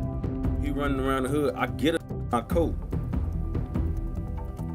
Now 2 days later, after me giving him my coat, we in the block, he peel off and get bumped. The got bumped in my coat, man. I wasn't blue, but I was like, damn. You feel me? I just got that damn coat, folks. Feel me? But look, the nigga get locked up in my coat, right? So man, this the picture, this, I don't know, this was his first mugshot he ever had. You feel me? Now he gets locked up in my coat. I'm looking for the picture. This is his first mugshot ever. This is Twitter right here. This is my coat. That got locked up in my coat. I was blue. However, at this time, D-Rose was still a juvenile and therefore placed in a juvenile temporary detention center, or what's better known in Chicago as Audie Home, named after Arthur J. Audie, the superintendent of the first such center in Chicago. And as D-Rose was a juvenile, he also wouldn't have a public mugshot taken until he was finally transferred to the county jail in June 2013 after turning 17. This mugshot would immediately go viral as Chief Keef fans could finally put a face to the name of the infamous Savage from the songs, immediately cementing D-Rose's status as Chicago's #1 celebrity savage. And this mugshot would become iconic and was used in the covers of various 600 mixtapes, as well as on custom free D-Rose shirts which members would seemingly make and sell but most famously, D.Rose's mugshot would eventually become the icon of the infamous subreddit Chiracology, where Chicago drill culture is discussed in depth on Reddit, ultimately cementing D.Rose as quite literally the poster boy for Chicago drill. Finally, in mid-January 2014, D.Rose would end up beating this case, getting back onto the streets of Chicago, and even his ops would immediately take notice of this. D.Rose was finally free, with all eyes on him and a whole world of opportunities in front of him. Perhaps had he taken rapping seriously, his life story could have taken a drastically different direction, but unfortunately, D.Rose was as gangster as it got, and rapping was secondary to his main career as a savage. And soon, he would return to the streets with his reputation as a shooter to live up to. And ultimately, it was only a matter of time before he'd find himself in trouble with the law, but before that could happen, numerous people would lose their lives to his hand. It would appear that D.Rose hit the streets running, ready to capitalize on his newfound fame, and soon after getting home, he could be seen hanging out with his famous rapper friends, including... On Monday, April the 28th, everything would come crashing down as the news reported that D.Rose had been arrested and charged with the murder of Venzel, with D.Rose being held on $1 million bail, and news articles even mentioning D.Rose's affiliation with 600 and famous drill rappers like Chief Keef. Shockingly, despite the famous and rich friends that D.Rose supposedly now have, particularly Chief Keef and Fredo Santana, nobody would come to bail him out, because this would have likely required a 10% payment of the $1 million bail, meaning in this case $100,000, with 10k of that being completely non-refundable. Perhaps nobody felt like bailing out Chicago's biggest savage was a great investment of money, and so D.Rose would begin a long wait for his trial behind bars, with members of 600 and his other friends settling for tweeting about wanting him free and claiming his innocence, rather than actually bailing him out. The trial of D.Rose would eventually take place in late 2016. Later court documents provide a picture of a rather messy trial where the kids who had been with Venzel that tragic night were now witnesses. And while at the time of the murder, they had still been rather young like Venzel himself, in the years that followed, they had since grown up, many of them seemingly becoming more active in the gang lifestyle themselves, such as Daryl Johnson, who was known as D-Money from Taekwon World, and Jaron George, who was known as Mook from Taekwon World. Both D-Money and Mook seemingly originally indicated D.Rose as the shooter, but during the trial, they would deny any identification, as it seems that the no-snitching policy had since become a guiding rule in their lives as the years had gone on and they had gotten deeper into the streets following the murder. However, others like D-Money's older brother would testify that D.Rose was indeed the shooter even during the trial, and in the end, D.Rose was indeed found guilty, being sentenced to 40 years in prison for the murder of Venzel. Around the same time, D-Money would tweet from his personal account, repeating his stance from the trial that D.Rose didn't actually kill Venzel. Perhaps this really was the case, and D-Money hadn't actually seen D.Rose at the scene like he originally told police in 2014. Or perhaps he was simply fully committed to his new stance of no snitching, instead wanting to face D.Rose in the streets and get personal vengeance. Because D-Money would then grow up to become a feared member of Taekwon World and an alleged killer himself. At one point, he would even allegedly be captured on O-Block security cameras with his friends, creeping and scoping for a victim, eventually killing a man who ended up not even being from O-Block. He would even allegedly film himself on Instagram Live only moments before the murder and would then beg a YouTuber who had recorded the live to delete it off of their channel. Unfortunately, as usually comes with that life, D-Money would eventually meet the same fate as he was killed in 2021 on his home turf of Woodlawn. And after D-Money's death, another Taekwon World member called 2Times would post a tribute to D-Money, implying that D-Money had killed a total of 3 people. D.Rose, on the other hand, would appeal his conviction, but this wouldn't help either. In 2019, the appellate court would affirm his sentence. But still, there's plenty of people who have spoken out about D.Rose apparently being innocent, including his old co-defendant, Juice the Savage. Also, the YouTuber Trenches News, who used to be close with many sets around Washington Park and the Woodlawn neighborhoods, as well as the members of 600 like Tay and 600 Breezy, who following the appeal loss would post on his Instagram calling D.Rose an innocent man. There's also been many attempts to fundraise and raise awareness for his case or another appeal, but these have ultimately gone nowhere. Still, the alternative theories amongst drill fans list numerous other suspects, with one theory circulating online suggesting that Lil Boo from 600 was responsible. This theory is supported by the fact that 600 Breezy would claim in a DJ Vlad interview that the person who shot Venzel was a 600 member who is in fact now dead. And then you can tell them a lot, like if you heard of D.Rose. D.Rose is locked up right now for a murder that he didn't even commit. He wasn't even around just off his name. They found him guilty because people are going to court saying he did. But truth is, one of our homies that got killed, D.Rose didn't do it. But I can't go, we don't know how to go and go about that. Like, that's still, even though he gone, it's still like snitching. Like, but still, like, they ain't gonna try to believe that D.Rose. So if D.Rose came to you and said, listen, I need you to come in and testify and say that this dude who's now dead did the crime that I'm in jail for life for so I could go home. I wouldn't be able to do it because I wasn't there. Okay.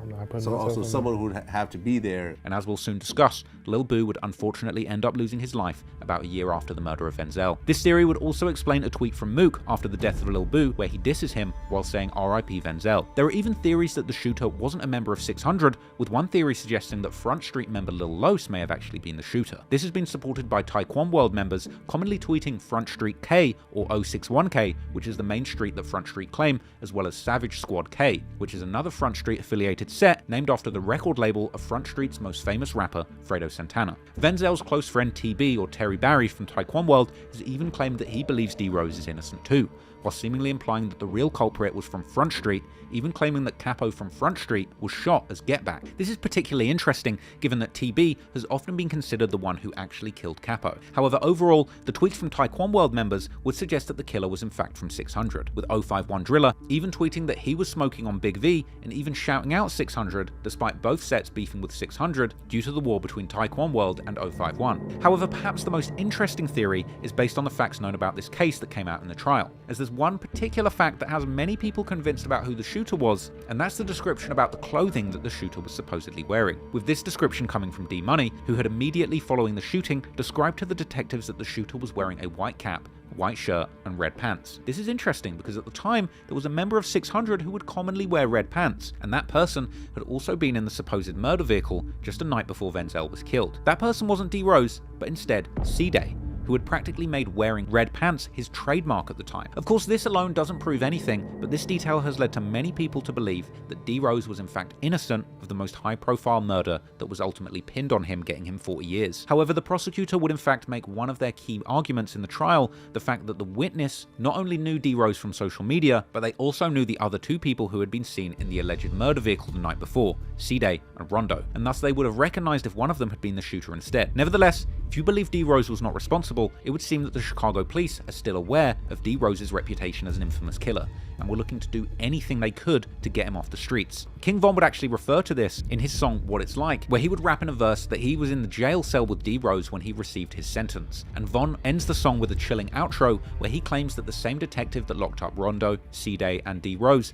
bragged to Von about locking up his friends and told him he intended to do the same thing to him when he was facing the murder charge of Malcolm Stuckey, a charge that Von ultimately ended up beating, coming back at the end of 2017. Von claimed that that detective had told him that locking up him and his friends was like a game to them, but interestingly, Chicago police are refusing to release any reports concerning the murder of Venzel beyond the original incident report, claiming that the investigation is still ongoing or that the reports are still incomplete. For those believing in theories about foul play on behalf of the CPD, this certainly raises more questions. But let's not forget that for these gang members, killing their enemies or even innocent people just for where they're from is also a game. And ultimately, whether or not you agree with everything the police do in Chicago, the fact is, taking someone like D.Rose off the street is being done for the safety of the public. And perhaps had he not become famous the world over for being a shooter and killer, then perhaps the police might not have worked so hard to lock him up by any means. On the other hand, Tay600 would reminisce on Twitter, saying that D.Rose had basically grown up in the prison system since he was just a young teenager. This combined with the fact that he would become known amongst drill fans as a cold-hearted killer at such a young age due to rappers like Chief Keef hyping him up, then it's understandable to see why his life would take the unfortunate trajectory that it did. Ultimately, once again, another 600 member had been taken off the streets, losing their future to the gang war that made them famous. But going forward, even with prominent members off the streets, either dead or in jail on both sides, as the year went on, the remaining members would continue to wage war in those streets, and in music, as songs would go viral detailing the losses on both sides of the war, with twisted lyrics claiming to be keeping score of the tragedies, and in the process giving the whole world an insight into exactly what was going on in 600's hood.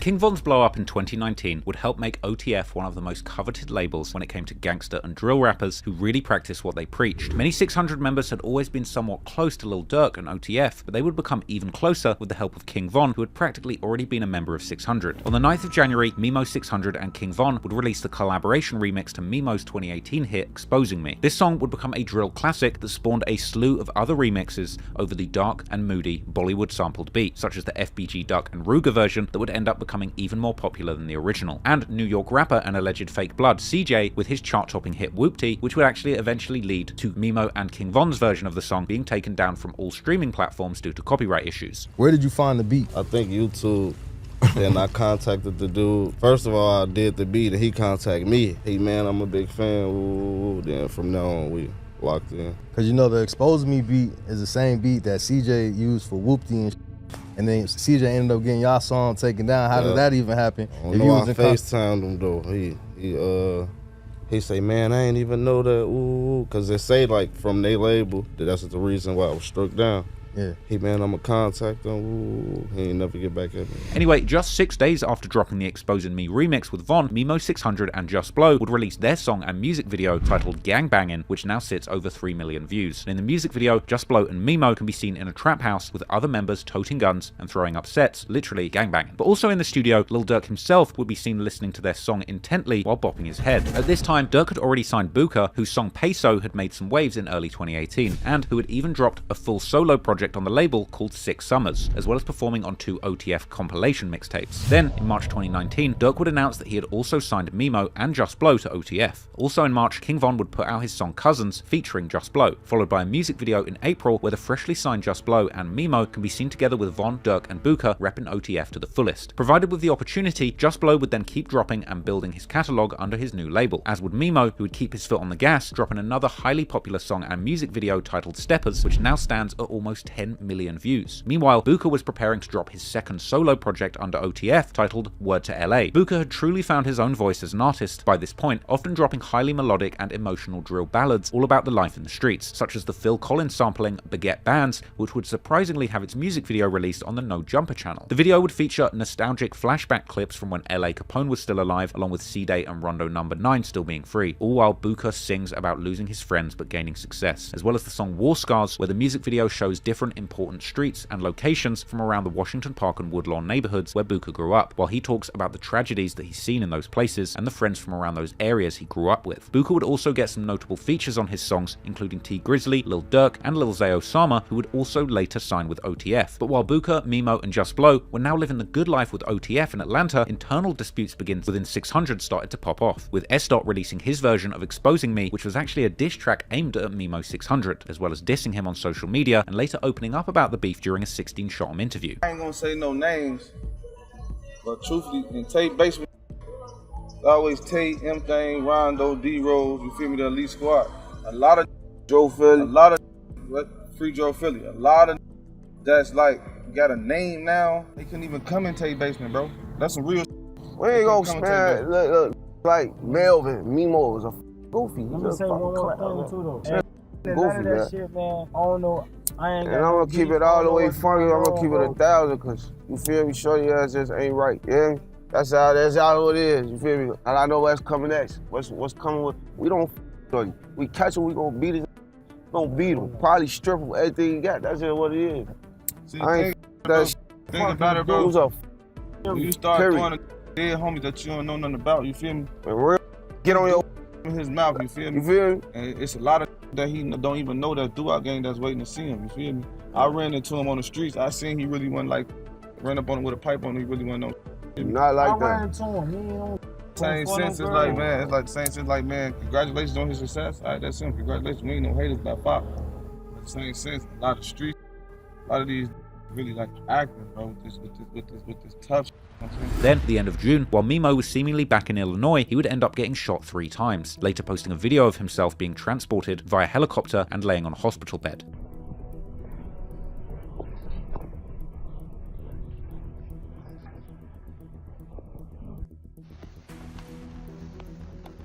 He would later open up about this incident during interviews, explaining how he'd been in the suburbs surrounding Chicago at a pool party, but what actually happened that day is largely unknown. Yeah, I got shot in my hip.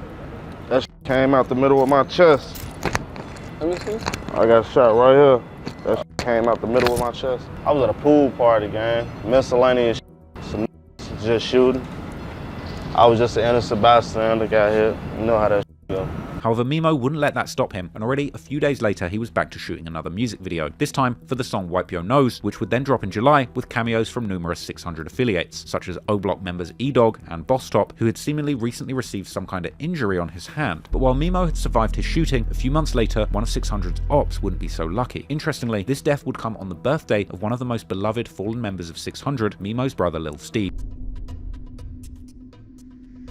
JusBlo had shown a lot of promise in his early life, achieving valedictorian status in high school, but ultimately he chose to pursue a life in the streets instead. Luckily, as time went on, JusBlo had seemingly gotten his life back on track, signing a record deal with Lil Durk's OTF collective, plotting a career as a rapper, and putting him in position to potentially be one of the few 600 members that actually escaped the streets through music. However, that dream would ultimately be put in jeopardy in December 2020, when JusBlo was arrested for a 2017 home invasion that went wrong, leaving one man dead and 3 others wounded. On October 31st, 2017, JusBlo, together with a member called On-Site from the 600 affiliated crew Nico Gang, along with a female member called Dice from the low-end bass set OBN, they would allegedly try to rob a man in Hammond, Indiana, the same city where 600 Burger lost his life only a few months later in January 2018. According to court documents, Dice, real name Paradise Haynes, had tipped off 2 of the others, On-Site, aka Tyler, and JusBlo, aka Mitchell, after she had seen a man she knew holding $4,000 on Facebook, but the robbery didn't go as planned. The trio had allegedly gone into the man's apartment acting like they wanted to buy something to smoke, and at one point, Haynes and Tyler asked to use the restroom, while JusBlo allegedly received a gun they had seen in the apartment earlier. When he returned, the 2 others also pulled their guns, and the trio demanded to know the location of the money that Deese had seen on Facebook. Unfortunately, at some point, a fight ensued and bullets began flying, and 19-year-old Khalil Carter was killed, along with 3 other victims who were shot at the scene, aged 18, 19, and 17. Dice and On-Site were charged in 2018, and Dice eventually entered into a plea deal, cooperating on the case and informing police of JusBlo's involvement.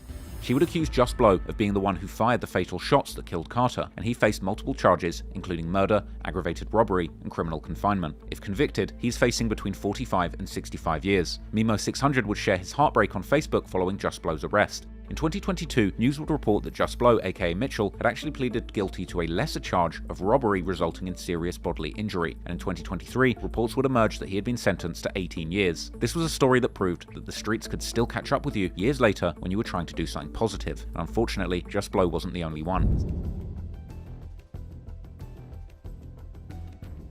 OTF Boona was another key OTF name later tied to OTF's violence in Atlanta. Originally, Boona came from Brain Dead, also known as Wiz City, a set of gangs operating in an area southeast of Lamron, closely allied with Durk's side of Inglewood. When he was 18, Boona was arrested for armed robbery with a firearm, and he would be convicted and sentenced to roughly 10 years. After doing his time, he was back around Durk's circle in Atlanta, acting as a bodyguard for him. He'd be seen flying on private jets with Lil Baby and moving around with major OTF-connected figures in the rap game. But that visibility came at the worst possible time, because after King Von was killed in Atlanta, OTF lost one of Chicago rap's biggest rising stars, and also one of its most feared shooters. From that point on, OTF allegedly became a target of the ops and the cops. In the weeks that followed Von's death, his sister Kayla B became one of the most visible people carrying that pain. By spring 2021, rumors spread online that Kayla B's chain had been snatched in Atlanta. Kayla would deny the robbery rumors, but people noticed that she wouldn't post the chain to prove that she still had it. Within days, online speculation would be followed by gunfire, and later that April, a shootout erupted outside of a Buffalo Wild Wings at Cumberland Mall during one of the busiest shopping days of the year. According to police, the shooting involved 2 sides, multiple people, a green Dodge Durango Hellcat, and 3 injured victims, including a 6-year-old boy. A shootout in the parking lot of Cumberland Mall.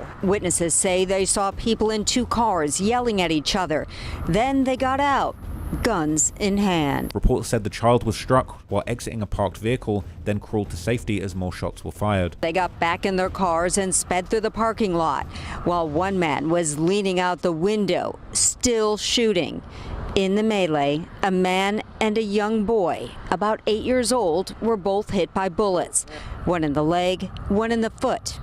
Police say the child was rushed to the hospital. Afterwards, police arrested 18-year-old Zaire and 19-year-old Ponce, better known as upcoming Atlanta rappers Lil Man Man and Runt, from a crew called Money Comes First, or MCF. At the time, MCF was said to be allied with Lil Baby's 4PF crew / gang. Soon after, rumors spread that Lil Durk had allegedly tried to reach Lil Baby to get Kayla B's chain back, but Man Man refused. Either way, as the investigation moved into the next month, it pointed directly back to OTF. By then, police issued an arrest warrant for Michael Golden from Chicago, better known in the streets as OTF Boona, who would quickly go on the run. In the Cumberland Mall case, investigators said that they identified Boona through a phone that he had allegedly dropped and left at the scene after the shooting. Chicago guys just love leaving their phones at the scenes of shootings. It's crazy. Now, according to police, Boona jumped out of a moving Dodge Durango Hellcat and fired at 4 people, got back inside and fled. This is like the Chicago guy in Atlanta's starter pack, just shooting out of a moving Dodge Durango Hellcat and hitting kids that have nothing to do with it. That's the OTF starter pack, I'm going to say. Now, notably, while Boona was allegedly on the run before his arrest, Kayla B posted her chain once again, along with a caption saying "Get it back in blood," then claiming the snatching was a lie and that the piece had been at the jeweler's the whole time. Not sure I believe that one. Now, that summer, those same hidden street politics appeared to target Lil Durk too, because soon after this, Lil Durk's mansion in a gated community in Brazelton, Georgia would be broken into. According to reports, armed suspects bypassed the gated security at the estate, breaching Durk's property and attempting to enter the home. Inside, Durk and his girl, India Royale, would arm themselves and exchange gunfire with the intruders before they fled. Later released body cam footage would show Durk and India telling officers that they woke up to the sound of breaking glass. So y'all were upstairs asleep. What'd y'all hear? Oh, it sounded like glass. Just big noise. Okay. During this interview with the officers, Durk said that his security team often left firearms around the residence, and that India grabbed one, and near the stairs they saw 2-3 people looking up at them. My security always leaves his gun like around the house. Okay. So when I hit the break in, she grabbed a gun. Okay. We creep by the stairs. Okay. That's when we see like 2-3 people like lifting their head up. Okay. That's when the shooting happened. They ran. Okay. Apparently, seconds later, the intruders opened fire first, and Durk told India to retreat into the closet. As she moved away, she dropped the gun, which Durk picked up. When I ran up, I told her to go in the closet. And she dropped the gun. I grabbed the gun, laid it on the back porch. Okay. And that's how I said we put out time to get. Okay. Now, did they shoot at you or did you shoot at them? I shot. You shot at them? Did they? They shot too. Did they shoot first at you? That's what I'm asking. So they shot first. Okay. Some speculate that because Durk was a convicted felon, it's possible that he simply said that India grabbed the gun first to avoid a felon in possession charge. From there, apparently, from the upper level back porch, Durk would return fire from above until the intruders fled. Alright. So then once she dropped it, you picked it up and ran to the back porch? And then what happened? Did you say you laid down and watched them? Yeah, I laid down. Okay. And they started screaming. I think something. I couldn't really hear. They was like, run. Mm-hmm. And I shot too. You shot back? You shot at them? Yeah. Okay. Okay. Even the police wondered how the suspects found the house, almost like they knew that someone would be home, and also questioning why would they need guns for a burglary. Pacific House. Oh, they knew somebody. Yeah, they knew who it was. This is a no. Yeah, this. I'm just saying. Burglary with bringing your own firearms. Yeah, that's not around here. Well, their security wasn't here, and he lives here. That's what I'm saying. Somebody knew. Just happened to hit on it. Not here. Somebody knows him. Well, he's. Afterwards, people wondered whether this was a backdoor, a targeted hit, or robbery attempt over the multiple bags of cash that Durk was keeping around his house. Just over a month after the home invasion, Marcus Holland, also known as Big Mark, would be shot and killed at an Atlanta gas station. According to some online rumors, he was linked to the Durk home invasion, and at the time, Big Mark was affiliated with MCF, the same group that Boona had allegedly targeted at Cumberland Mall, and was also tied in with Lil Baby's 4PF. Then in October 2021, OTF Boona was arrested for aggravated assault with a deadly weapon for the shooting at the Cumberland Mall. Years later, Lil Durk would tell DJ Academics that he was now having 24-hour security that were ready to kill. I got 24-hour security watching my house. Trained. Not trained. They're not trained to go. They trained to kill. But he avoided saying whether the home invasion suspects were ever caught. Did they ever figure out who was behind that? That had to be an inside job. Like, clearly. I don't let nobody come to my house. Nobody. Nobody is ever allowed to my house. It be my best friend never been to my house. For real? I wonder, caught by the cops or caught by OTF? Now, then, in 2024, authorities would officially tie Big Mark's murder to the start of a larger Atlanta gang war. According to Atlanta police investigators, Holland's murder was described as a targeted execution meant to strike a blow against 4PF. Apparently, there was a huge war going on between two groups, one known as 4PF, the other known as OMF, and authorities would describe a long-running conflict that was tied to Big Mark's death that later connected to a Southwest Atlanta shooting that killed two 13-year-olds and wounded an 11-year-old. Although authorities allege Big Mark's death helped spark a gang war in Atlanta, it's still not known definitively to this day whether or not Lil Durk had anything to do with it. But together, the rapid succession of the mall shooting, the attempted home invasion at Durk's house, and the murder of Big Mark led a lot of people to believe that MCF paid the ultimate price for targeting Lil Durk and his family at home. Guys, it's been a busy day in the rack, okay? Chicago has been absolutely on fire ever since I dropped my last video on this channel, okay? Look, 5 people murdered over Zay Osama's stolen watches. Not my words, all right? Not my words. Simply the result of a very sensational No Jumper interview. If you haven't watched it, go to No Jumper's channel, watch the Zay Osama interview. It's crazy, okay? If you're not a Reddit disciple like me, okay? If you're not a Reddit disciple like me, this might not be on your radar, but go and watch this interview. There's crazy stories in there. I broke them all down in my last video. If you want to go get the recap from me, you want to get some of the best bits and some Reddit analysis, go and watch my video on the topic. We got into a whole bunch of stuff, not just the 5 people allegedly murdered over these 2 stolen watches, which ironically I believe are the exact pictures, the exact watches in this picture. That's why I used the thumbnail, okay? Don't sleep, but we put an effort into this, baby. Okay, I made that thumbnail myself.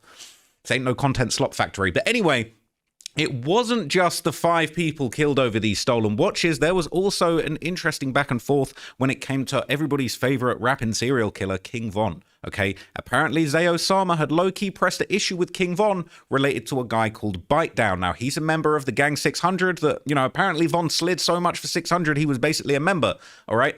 But this guy Bite Down, this isn't even funny, okay? He massacred his whole family in a domestic, well, his girlfriend's whole family in a just crazy domestic violence incident. No gangbanging, no points scored. Not that points are honorable or anything like that. You know what I'm saying? I don't condone violence or murders. But he basically did a horrible thing to the family of Zay's cousin. Okay, so look, there's a couple things I just want to react to today because the actual DMs where Zay is pressing the issue over Bite Down have been leaked today. I didn't really explain that very well, but basically, look, this guy Bite Down, who was friends with King Von, allegedly committed a horrible crime, tried to kill and did kill numerous people, okay, connected to Zay's family. And Zay said he's not feeling King Von talking about free Bite Down, okay? But the first thing that I want to bring up, okay, shout out to Remo for bringing this to my attention, all right? Zay has responded, okay? He's calling out Cap, all right? He's saying that it's not true. He responded to the allegations of 5 bodies being dropped over the watches. His words, all right, his words, go and recap. He's the one that actually originally said that. 2 watches got stole. About 5 lives got took. Now run and tell that. He said run and tell that. He told me what to do. Your Honor, okay, listen, all right? I'm telling on Zay. He told me what to do. He said go and run the content, okay? You heard it. He said run that. 5 lives got took. Now run and tell that. I've gone and told that. I've gone and told everybody that in this video here. You can go and get all of the juicy details there. But he's clapped back, okay? He's clapped back to me saying that I will never touch Zay's watches, okay? Now, I think he's clapping back to the whole 5 body talk, to be honest. I think maybe this caption, shout out to Shy Media News, this caption's given a slightly soft touch, all right? But this essentially posted a clip where I'm basically saying in my video, I will not touch Zay's watches under any circumstances. Trust me, Zay, if you need your watches serviced, all right, we're going to gloss over that one. Pause, all right? Why for that? If you need your watches serviced, trust me, all right? I will take your Richard Mille to Richard Mille for a main dealer service. It will not go missing. Trust me. I know the consequences, okay? I know what goes down if these watches go missing. You can trust me, Zay, all right? I will pause your watch. All right, but look, they reacted to this clip and he's saying it's all cap. And he leaves his watch on the counter. I'm leaving that bitch right there, man. I'm not touching any watches from this man. This man is an absolute menace. These guys clearly do not play about their watches. If you thought Lil Jeff was bad about the watches, man, shouldn't have ran off with them watches. Leave people's watches alone, man. You know what I'm saying? Hey, you know what I'm saying? I ain't even trying to say too much. Insure your watches. If I run in. Now, look, Zay responded. He said, I did nothing to nobody. The universe gonna kill these people off. 100. Salute! Exclamation mark. Now,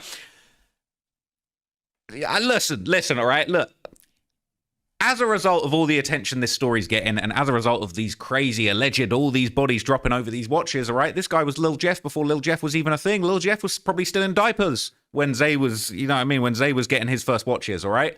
But, all right, as a result of this kind of, you know, this kind of information flying around and going so damn viral, all right, I decided let me run some classic Zay Osama, man. Let me run, well, not classic, but like, let me run some recent Zay Osama, man. You know what I'm saying? Let me hear what that last song's saying. And so I got into his song, man, Fresh Out the Feds, okay? This dropped on June the 15th, 2025, all right? That's exactly 2 months ago. Okay, that is exactly 2 months ago, right? And I was feeling this song. I was bumping this in the car. I was, you know what I'm saying? I was bumping this with some homies. We were saying, yo, let's get back into it. And we had to hit a little rewind because a couple lyrics went over my head. You know what I'm saying? The homie pointed out. Dude said they took something from Zay. When? Show them what happened. They ass asleep. All right, now look. Fresh out the feds, I'm back on my old stuff. All my rapper friends say I'm a tweak. And he was tweaking in that interview, but he'd been tweaking. This is 2 months ago, right? He said dude said they took something from Zay. Show them what happened, they ass asleep. Now, that's not sounding like, he said, I did nothing to nobody. The universe going to kill these dudes off. Now, for the record, I'm not inferring that Zay Osama has caught 5 hats over these watches himself. As if you watch the last video, you saw me break it down. Apparently, a close homie of his may or may not have been involved in the incident that took the life of a THF member called TP. That person who allegedly was involved in that very brazen and ugly hit where a child was nearby, that person is no longer with us. So, you know, clearly the universe has got a whole lot going on in Chicago. I'll tell you that, okay? The universe is definitely getting busy in Chicago. But people, I want to just show you something else that has also come across my Reddits today, okay? As I mentioned earlier, this individual from 600 Bite Down that took the lives of people connected to Zay Osama's family, okay? This guy is still in jail. I assume that's where he'll be staying for the long haul, unfortunately for him. But King Von was calling to free this guy, okay? King Von, all right? King Von was actually out here, okay, basically trying to get him free. Not just get him free, but get him laid, if you can believe that. And despite the incredibly brutal nature of this crime that is frankly unforgivable, that hasn't stopped 600 members and their allies from showing blanket support for Bite Down. For example, childhood friend of his, King Von, would rap Free Bite Down in numerous songs, such as Straight to It and Think I'm a... where he would rap an ironic line saying Free Bite Down and that he doesn't fight. Von would even encourage female fans to get in touch with Bite Down while he was behind bars, claiming he was now single and believing that he was due to come home on bail imminently. So look, Von was really out here. Von was really online trying to find Bite Down, a goddamn new GF, after he murdered his last one, who apparently, allegedly, was Zay Osama's cousin. Not a very nice thing to do. Definitely not a friendly thing to do. Pretty effed up, pretty screwed up, twisted stuff. It's definitely not free Bite Down. It's keep Bite Down. Maybe at a stretch, we can wish Bite Down a fair trial, but you cannot be doing Up House of Horrors and expecting to get free Bite Down message, let alone King Von on here talking about get in touch with my brother right now before he touched down. He's single, with single in big letters, bro. There's a reason he's single and it's not pretty, okay? But what's been hitting today is that it has been revealed that the actual DMs where Zay pushed the issue with King Von has surfaced, all right? They've surfaced online. They've surfaced on Reddit. A bunch of people have been posting them. Shout out to Remo. So Remo posted these DMs too. And listen, man.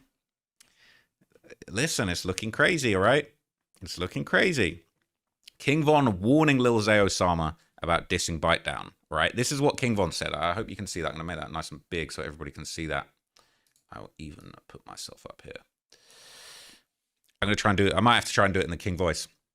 Oh, gang. No, I'm not going to do the voice. On Oh, gang. Hey, do me a favor. Keep my little brother Bite Down name out your songs. That stuff be foo.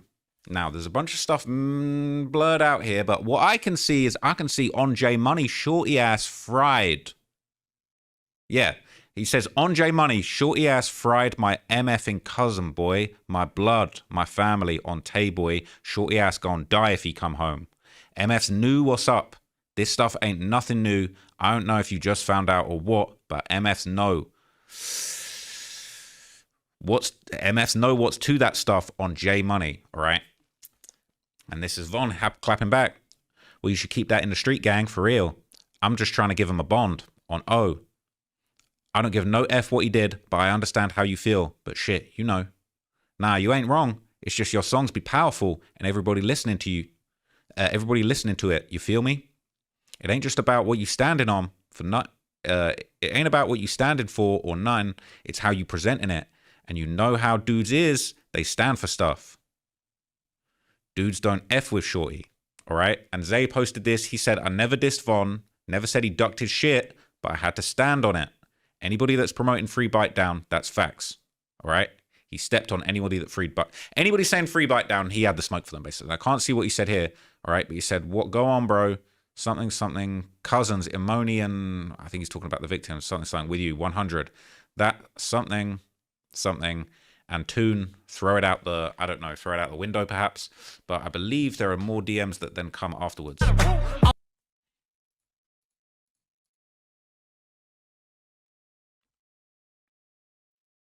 Oh, this is the message that we were missing before.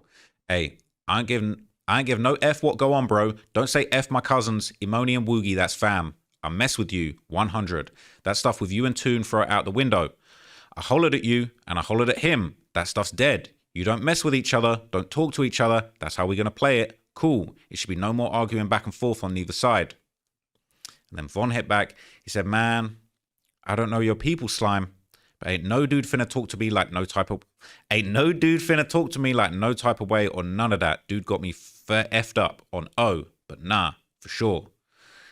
Now, I'm pretty sure this is Zay posting these DMs. Saying Toon said he was arguing with Von and Von dissed my cousins. Von said he didn't, so I got both of them on the phone after this convo and they squashed it.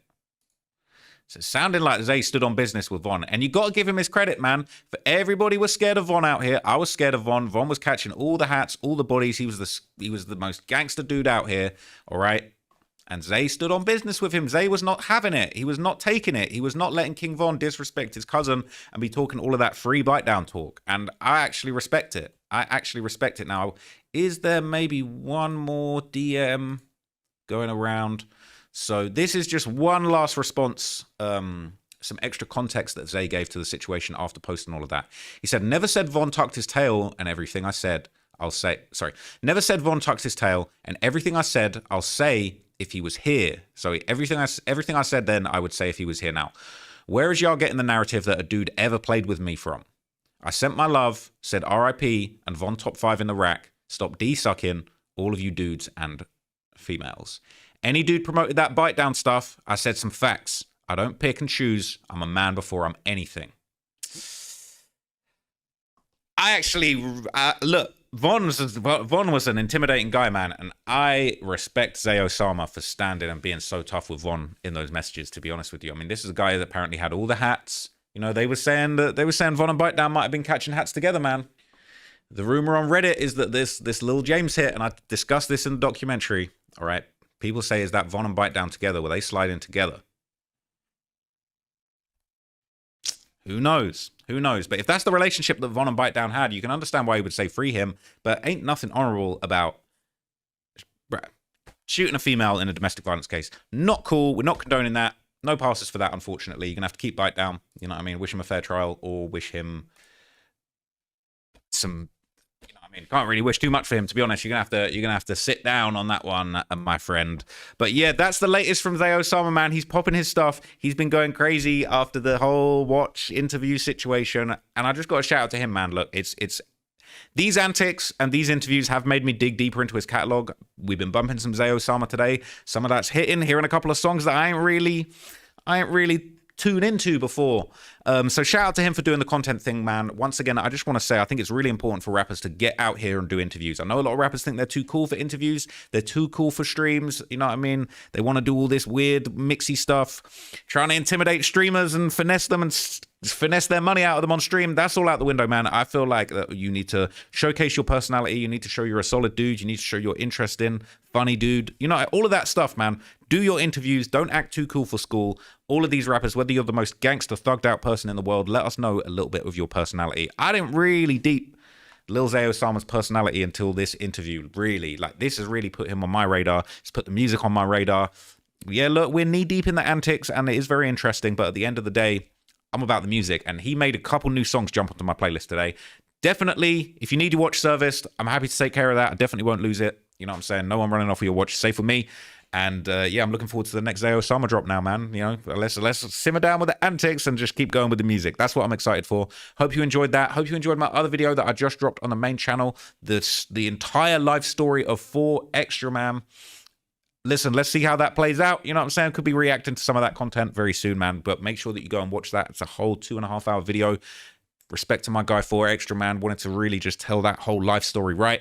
Really wanted to do my thing, and I hope that that's a really quality piece of work you guys are enjoying. So I appreciate you. I'll catch you in the next video. This was a quick one for once, and I'm out. Of him passing. Unfortunately, it appeared that one of the people closest to Von, his mentor, collaborator, and co-defendant Lil Durk, didn't actually know that this had happened. Apparently only finding out about Von's passing via comments on his own Instagram live, whilst he was ironically singing along to his revenge anthem Back in Blood, literally rapping along lyrics about King Von shooting people as he discovered the news that King Von himself had been shot dead. As viewers pile into the comments to let Lil Durk know, Lil Durk would go on to tribute the 3 O Block members who were injured in this incident. Muwop would mourn the loss of King Von on Instagram, and frankly, the death of King Von would represent a big shift in the circumstances for O Block members and their affiliates. Von had been the one leading the charge, funding the war, and providing money and clout for up-and-coming O Block members. Von was really the meal ticket out of O Block. He'd been taking these guys to Atlanta, taking them out the hood, showing them a different life. But ironically, his go anywhere, kill anyone attitude is what got him killed and left O Block without leadership or money. As a result, the remaining orphans of O Block would continue to go live and try and show strength after Von's passing, with the tone of these lives being very much, we're still here and fuck the ops. On November the 24th, 2020, C Murder from O Block goes live, letting the world know that he's still a GD killer and that Get Back Gang have something crazy coming, reminding the world that O Block run the city.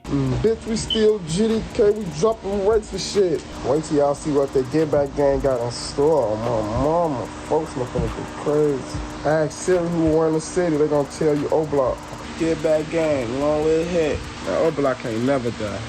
That shit around our neck, that shit have never died. At one point, C Murder's son even wants to take over his daddy's life, with C Murder stopping him from looking, informing him that there are gangbangers in the chat. I will see it. What's up? Let me see the phone. Watch out, go It's for my life. game. It's my life, dude. I'm taking over. You ain't nobody. Nah, they on here gangbanging, dude. Watch out. Huh? They on here gangbanging. I kind of just thought that was an important moment to put in there, because it's ironic that someone like C Murder that probably didn't have the benefit of somebody older keeping him away from the gang lifestyle would at least have the good foresight to try and do the same for his son whilst he was still free. Really, there's not much other positivity to be found in this live, as C Murder goes on to say free Little Tim and that he hopes he dies. Free Little Tim. They didn't really jail on nobody. I wish everybody get out of jail. But after they get out, I'd be fucked. I wish they died. I wish everything else happened to their ass. I ain't gonna lie to you. Muwop was also going live around this time, showing people that he's still outside, but he's clearly not that safe in the streets, as he's seen on live quite literally running to the store from O Block and back, all the while puffing up his chest saying that if anybody plays him, he's shooting them, and telling the ops to come and get a free kill while he's live. That motherfucker play with me on O is busting, I ain't gonna lie. I ain't gonna lie, on O, motherfuckers play with me is busting. I ain't no bitch, none of that. Oh, motherfuckers play with me as busting. And y'all see I'm gonna laugh too. I ain't gonna lie, y'all motherfuckers know my low. Right now, motherfuckers know my low. And I ain't no bitch. And I ain't running none of that shit. Y'all see me coming out right now.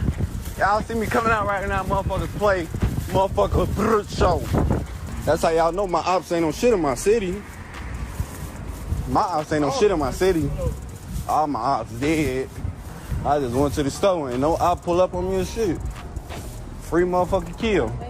Of course, the comments are flooded with people saying that he's a killer, but anywho, with the O Block meal ticket dearly departed, it would come time for the other shooters on O Block to try and convert their street stories into money and clout through music. On December the 18th, 2020, Muwop would drop his song Vet, a track that's all about Muwop having been in the streets for so long he is literally like a war veteran, as well as lyrics where he says that he shoots people in the chest, saying he's a savage like King Von, saying he ain't ducking from the beef, followed by a lyric about leaving people dead in the street. And remember earlier on when C-Thang said on his live that he was soon to be releasing a song where everything that he says in it is all facts and no cap.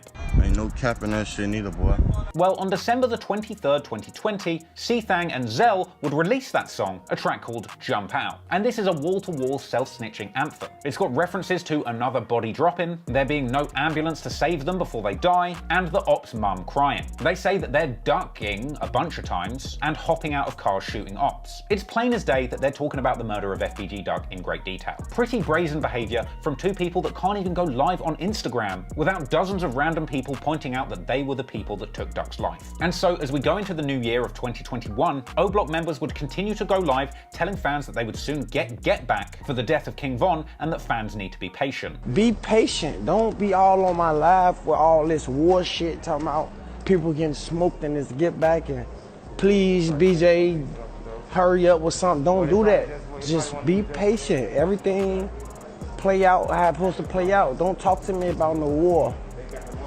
Just let it play out. Be patient. Hey, what? Yeah. Let me get it now.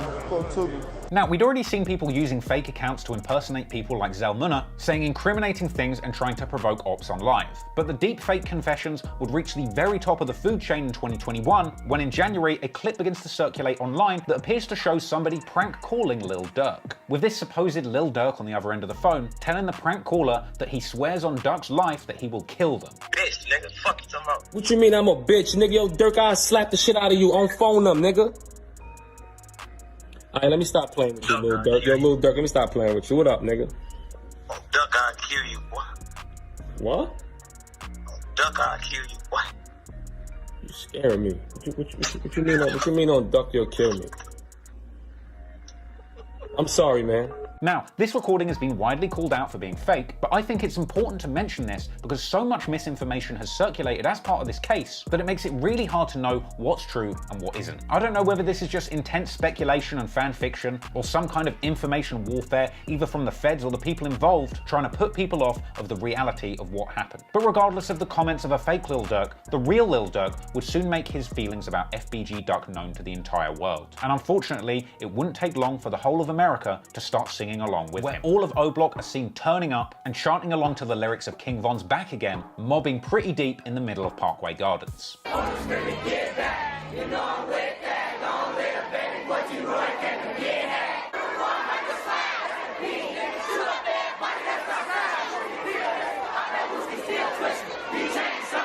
Of course Muwop is there, and of course he's going live, but who do you think joins his live to check in and see what's going on? None other than Lil Durk. What y'all on? Getting that members? Hey, what? Yeah. That bitch busting, you hear me? Yeah, we had to do a bid for Lil Bro friend. Get back gang, OTF shit, man. Y'all have for brody.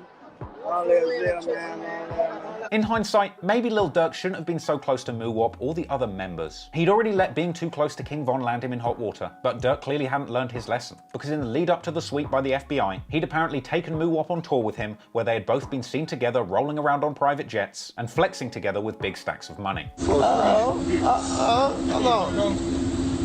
What that is? I gotta get on live. What that is? Who got the most views? Let's see that. Who got the most views? Yes, Muwop was all on Durk's plane, very comfortable indeed, even posing for pictures with fans, while throwing up gang signs and calling himself Gangster Killer. Gangster Killer. Take one more. Gangster Killer. Again, man.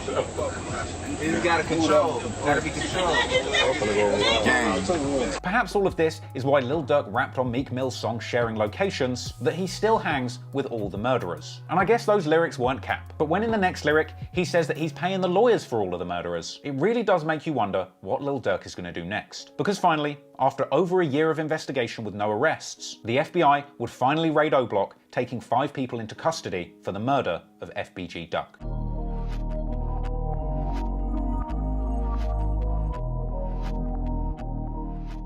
Alan, tonight federal law enforcement officials say they are charging 5 Chicago street gang operatives with racketeering in the 2020 Oak Street hit on Carlton Weekly.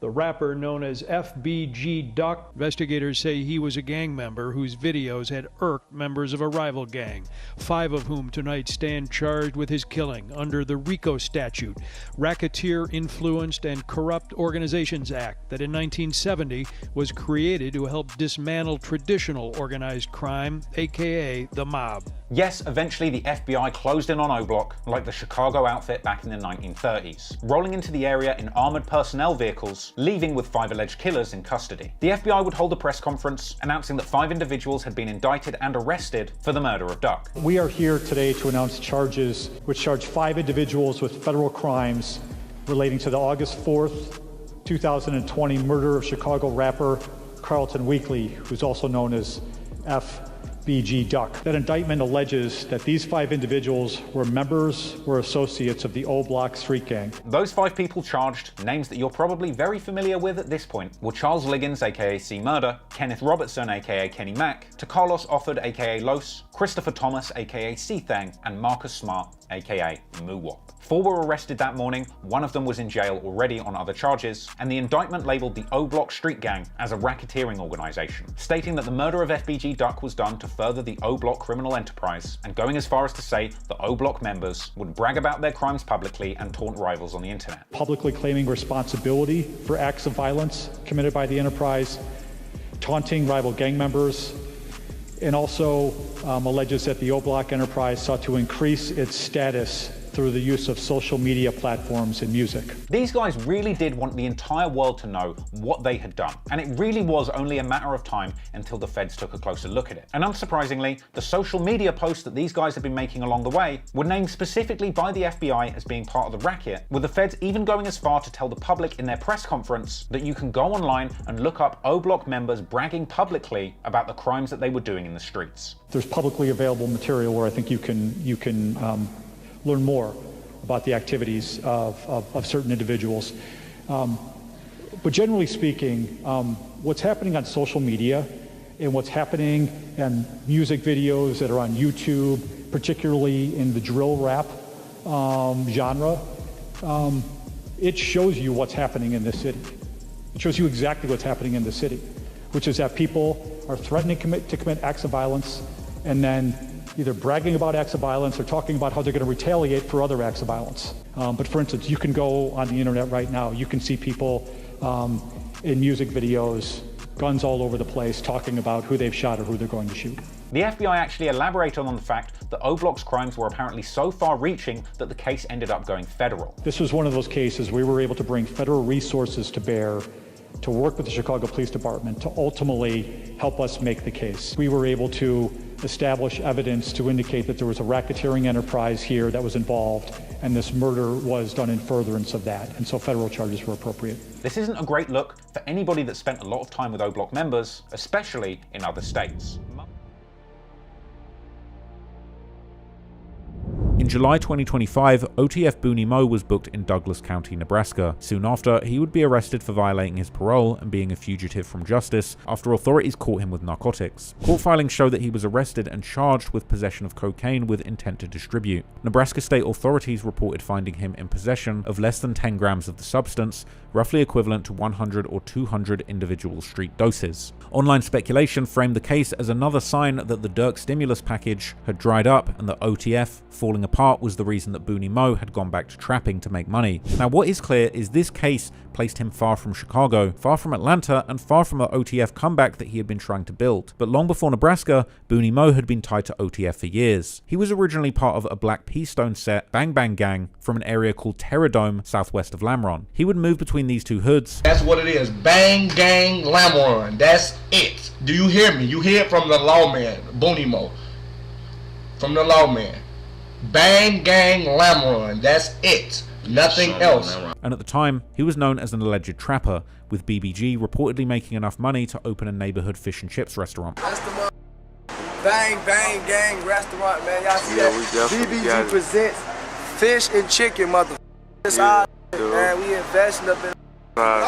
That sounds good to me. By 2009, Boonie Moe was already pictured with Lil Durk and the early Lamron circle, but soon after, his name got tied to a serious Chicago case. In September 2010, Chicago police went to 7701 South Hoyne Street to execute a search warrant naming Rio 300 one of the founding members of Lamron 300. According to court records, 14 to 16 officers arrived near the house in marked and unmarked cars, and although many were in plain clothes, they wore raid vests marked Chicago Police Department, and inside they found Boonie Moe, Rio, Boonie Moe's grandparents, Paris, and Leslie, who court records described as Boonie Moe's girlfriend. But according to state's evidence, officers breached the fence with a battering ram and moved towards the rear door while at least 3 officers yelled Chicago Police search warrant. Inside, the group had been watching TV and smoking marijuana, and Paris said that he had brought a gun into the room earlier that night at Boonie Moe's direction. At that point, they heard banging near the back gate, and Leslie looked out and ran with Boonie Moe to his grandparents' bedroom. According to statements later given to police and the grand jury, Boonie Moe told Rio to find out who was at the door. According to these statements, Rio allegedly grabbed the gun,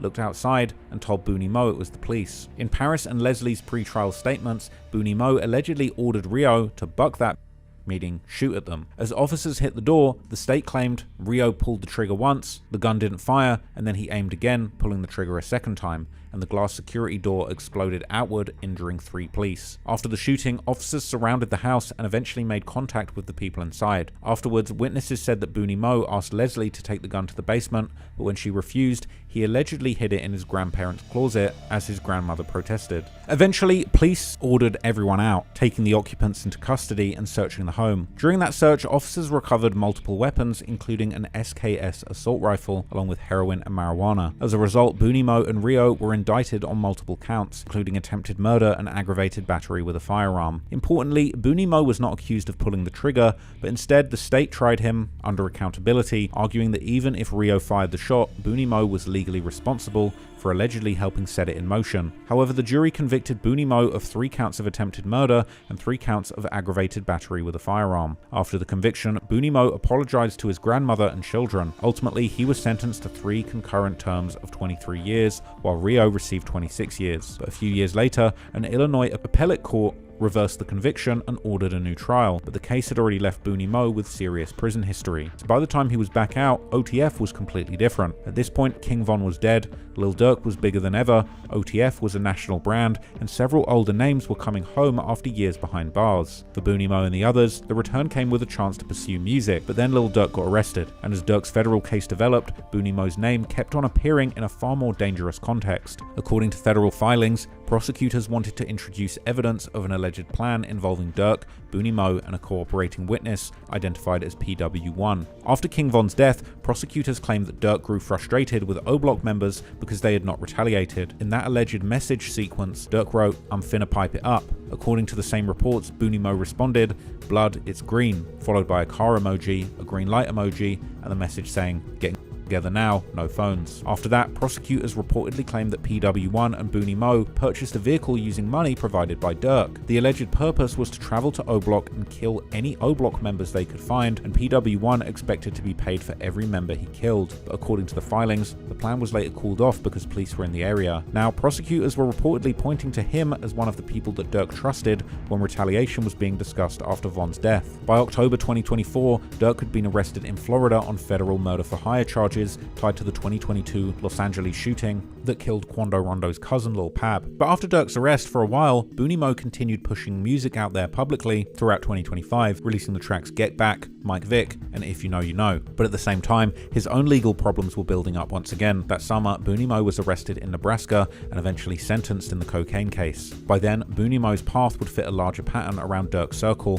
where older names spent years locked away, came home to money and attention, and were allegedly pulled back into the streets soon after. In November 2020, after Lil Durk's best friend King Von started a fight with Savannah rapper Quando Rondo and ended up getting shot dead by his best friend Lil Tim, Quando Rondo and his entourage seemed marked for death amid rumors of $1 million bounty being placed on his head, which even Quando himself aggravated, pointing out this $1 million on his head in his song End of Story that dissed Von, where he taunted Lil Durk and told him he should increase the bounty to $8 million. The tension between Quando's crew and Lil Durk's OTF collective had reached a boiling point, and going forward, Quando needed to move cautiously and look over his shoulder everywhere he went, and it didn't take long from the death of King Von for Quando to begin to run into trouble, seemingly at the hands of his new enemies in Chicago. On November the 10th, 2020, reports surfaced that Quando Rondo had cancelled an upcoming show, with rumors that Lil Durk had bought all the tickets, leaving the venue empty, a move reminiscent of 50 Cent's infamous tactic during his beef with Ja Rule. Now, this may well have been a publicity stunt and not actually what happened, but following this and the potential threats against him, Quando would be seen cancelling numerous scheduled performances over the next several months. But his absence from the stage would only last until May the 1st, 2021, when he performed in Waycross, Georgia. However, the crowd at the show was very small, perhaps saying something about how his career was going at this point, or fans were aware of the danger surrounding him. I ain't gonna lie, man, my show was really big, you feel me? People in this, but I know I got a lot of shit going on, you feel me? But I still appreciate everybody who came out. I'm gonna watch this like it's 10,000 people in here. Come on, shit. Because after leaving the venue, Quando and his entourage would be targeted in an apparent assassination attempt at a Circle K gas station, where over 100 shots would be fired at their vehicles, though luckily, Quando would escape unscathed. Notably, this incident took place at a gas station, something that was apparently becoming a pattern for Lil Durk's enemies. I mentioned the song Who Wants Smoke, where Lil Durk rapped about people dying pumping gas. It's highly possible that this might have been a reference to Quando and the attempt on his life, as well as the people that were allegedly killed in revenge for D-Thang's murder. The tension between OTF and NBA, the label that Quando was signed to under his mentor Youngboy, would once again escalate in January 2022 when NBA Youngboy released his song Bring the Hook, a direct diss aimed at Lil Durk, OTF, and O-Block. The track included inflammatory lines like Youngboy rapping how he's rolling an O-Block pack, a clear reference to Von's death, before also directly referring to him getting killed down in Atlanta. The song's disrespectful tone would leave the fans anticipating Durk's response, which would ultimately come in the form of the track Aha, released on February 22nd, 2022. As we've already discussed this song in the context of Lil Durk allegedly avenging his brother D-Thang, the song would also be a veiled diss towards Quando Rondo 2, hinting towards being behind his recent shooting, as well as foreshadowing future attempts on his life. Durk would rap the now prophetic bar that his ops are dropping locations and he's getting the job done, and that OTF is not about to do any tweeting because they're sliding, and because of that, the feds are coming. Durk would also hint at Von's romantic entanglements with Youngboy's baby mother, Jania Michelle, rapping how Von was messing with Youngboy's girl and how Youngboy and his artists are all Von's sons, before mentioning how he warned Von about staying away from women who exploit their looks doing S-work online, this likely being a diss towards Jania, who had been seemingly posting this kind of content at the time. Some of the lyrics in Aha would also hint that Durk may have already slid for someone, though without finding his intended target, as he would criticize his ops for hiding behind social media, reinforcing this sentiment by describing how deserted the areas he had targeted had become, implying that his rivals were now nowhere to be found. After the song's release, the rap world would brace for Youngboy's response, which came only hours later in the form of the track I Hate Youngboy. Youngboy would mock King Von's death with the line clean up on aisle O, young and let that chopper blow, referencing how Lil Tim shot Von. He would also target Durk's fiancée, India Royale, rapping how Durk had called him a but that description fit better to her. Youngboy would even shout out one of O-Block's biggest enemies, FBG Wooski, by rapping how he was bumping Wooski's song at his home, the song in question likely being Wooski's infamous diss song, The Computers Remix. Now, Youngboy's highly disrespectful track would leave fans and industry insiders on edge, worried about how this already volatile feud might escalate, and at this point, even the podcasters were warning Durk not to escalate things. On March the 10th, 2022, Durk would appear on leading hip-hop podcast $1 Million Worth of Game with street veteran hosts Gilly and Wallow. In the episode, Wallow would warn Durk and his friends not to crash out on their incredible career opportunities chasing revenge in the streets, firstly getting emotional, keeping it real with the room, and telling the OTF members that some of them might not be alive next year or even next week. Listen, we gonna be real, man. I gotta say this, because some of y'all in this room, y'all might not see next year. Y'all might not see next week. And niggas ain't saying that to y'all because a lot of y'all niggas ain't got no fathers and none of that shit. So my position is here or some shit. Gilly would go on to speak prophetically, reminding Durk how happy he was after his father came home from his 27-year sentence because he had missed him so much, and warning him not to do the same to his own children. He happy a grown man, and he happy that his dad back. Grown, he's like, damn, because he missed that shit. And I know a lot of that gave y'all game, they gave y'all game that was beneficial to them and it wasn't beneficial to y'all, and it put y'all in a fucked up position in life. Because we gotta get it right so we can take care of these babies. The OGs, when they see you, you know what they say? You rhyme just like your daddy. Your daddy homies is not in position, they're just out here living off of memories. When them niggas see you, they can't give you no game because they on drugs or they ain't in position. So they'll just tell you some shit, you just like your daddy. And the sad thing is you just like your daddy. You ain't never get a chance to get another life, man. It's a real world is waiting for y'all. And I'm telling you, man, these babies and these women, they depending on y'all. Wallow would warn Durk and his friends to think beyond their neighborhood and make the most of the opportunity they had. And that's why every time y'all go out with him on tour or go somewhere, take advantage of what you're seeing, man. That exposure would change your mind. Wallow would then seemingly allude to the death of Von, D-Thang, and other people close to Durk, telling Durk he also has over 30 friends that he's lost to the streets, including his brother, but he didn't throw his life away so that he could be around to support their families. I can name 20, 30 my homies is dead. I'm here though, and I'm gonna say some shit that, like, this is documented. My brother died in my grandma's arms, but I had to leave. I had to let that shit go. And when I let that shit go, I started to grow, and I started to glow. And now I'm here today, and it was hard as a motherfucker, man. Take care of my mama and my grandmama. Talk to him. Sure. Because I forgave my brother killer, but you know, I understand. I understand what y'all going through. But I love all you young here, and I mean that. Quite frankly, Durk seemed unmoved by Wallow's emotional speech, and after, he seemed like he didn't quite know what to do, just calling the show crazy. It's so crazy, yeah, this really dropping tears for this like, for real, like. It would then be Gilly's turn to play prophet, as he remembers Wallow telling him about seeing defeated men in jail after losing their murder cases and realizing they'd thrown their whole lives away. They be done. Them just all of life done left them. Them come from that courtroom. Them done got that 111 years. Be done, cuz. You know what I'm saying? Big responsibility for right, it, man. you know, like you gonna open a lot of lives up, man. You get my hope when you make it. However, noticeably, this interview was conducted surrounded by goons, seemingly an homage to King Von's infamous video where he brought wads of cash back to his hood in O-Block, cash that was later rumored to have been money that wound up being the bounty on FBG Duck's head. In this interview, Lil Durk took things a step further, bringing $1 million cash to $1 million worth of game and laying out an entire $1 million in bills out on the table throughout the interview. He came to $1 million worth of game with $1 million. With $1 million, man. Listen, man, it's going down. Count it. No, we ain't got time for that. That'll be a whole nother show. You know what I mean? This was an intimidating show of force, and to me, it was a coded message to Quando Rondo that hinted towards the $1 million that had been placed on his head and the goons surrounding Durk who would get the job done, just like Von had. And to top it all off, an iced out D-Thang piece would sit on top of the money, making it very clear what Lil Durk's ambitions were. Funnily enough, elsewhere in the interview, Lil Durk would introduce some of the people who would later be charged with him in the murder for hire case, including OTF Dede, who Durk gleefully introduced as Big Threat, causing ruckus in the room, as well as TTE44 and TTE-KK. Oh, you know OTF Dede and this man, I'm coming out soon for sure. Threat. The threat. Big threat. Threat. I don't know what the going on every day turkey season around this. You know it's TTE44, man. All Tay-Town, man. Band gang, who they gang? TTE-KK and dumb gang. Dumb. Dummy. Dumb. KK even did a little freestyle saying that he'll shoot up the block, with Durk unable to contain himself, blurting out facts after he said it. Time to get suited up, we spin your block, we shoot it up. Don't get no we doing all this talking, this ain't new to us. Clearly, despite the OG advice, revenge was still very much on Durk's mind as 2022 went on, and it seemed that those who had been close to Von were plotting on infiltrating Quando's feuds in his native Savannah too. In May 2022, O-Block members are suspiciously seen on IG Live with Quando Rondo's main enemy from Savannah, the Section 8 kids, specifically Gutter. Entering summer, it was clear that Durk and Von's friends were still plotting on Rondo and wanted the whole world to know it. By June 2022, Durk continued the back and forth with his feature on Boston Richie's track Keep Dissing 2, where he rapped how he's trying to tell someone without saying too much that they're trying to kill him, another clear shot at the people behind Von's death, whilst also painting a menacing picture about him and Von, saying how Von has bodies and that he's a demon child, so Durk is brothers to a devil. Durk might not have realized just how deep these lyrics were at the time, but he was indeed deeply invested in avenging his evil twin's life, and it would seem that only within months of saying on the song how he was trying to nail his enemy, soon he would get the call and find out the location of the very man King Von was trying to fight with the night he lost his life. And seemingly, exactly like FBG Duck, Quando and his entourage would be the subject of a broad daylight assassination attempt, but the only thing that was different is that this time it took place in California. From what we know at the time, on August the 18th, 2022,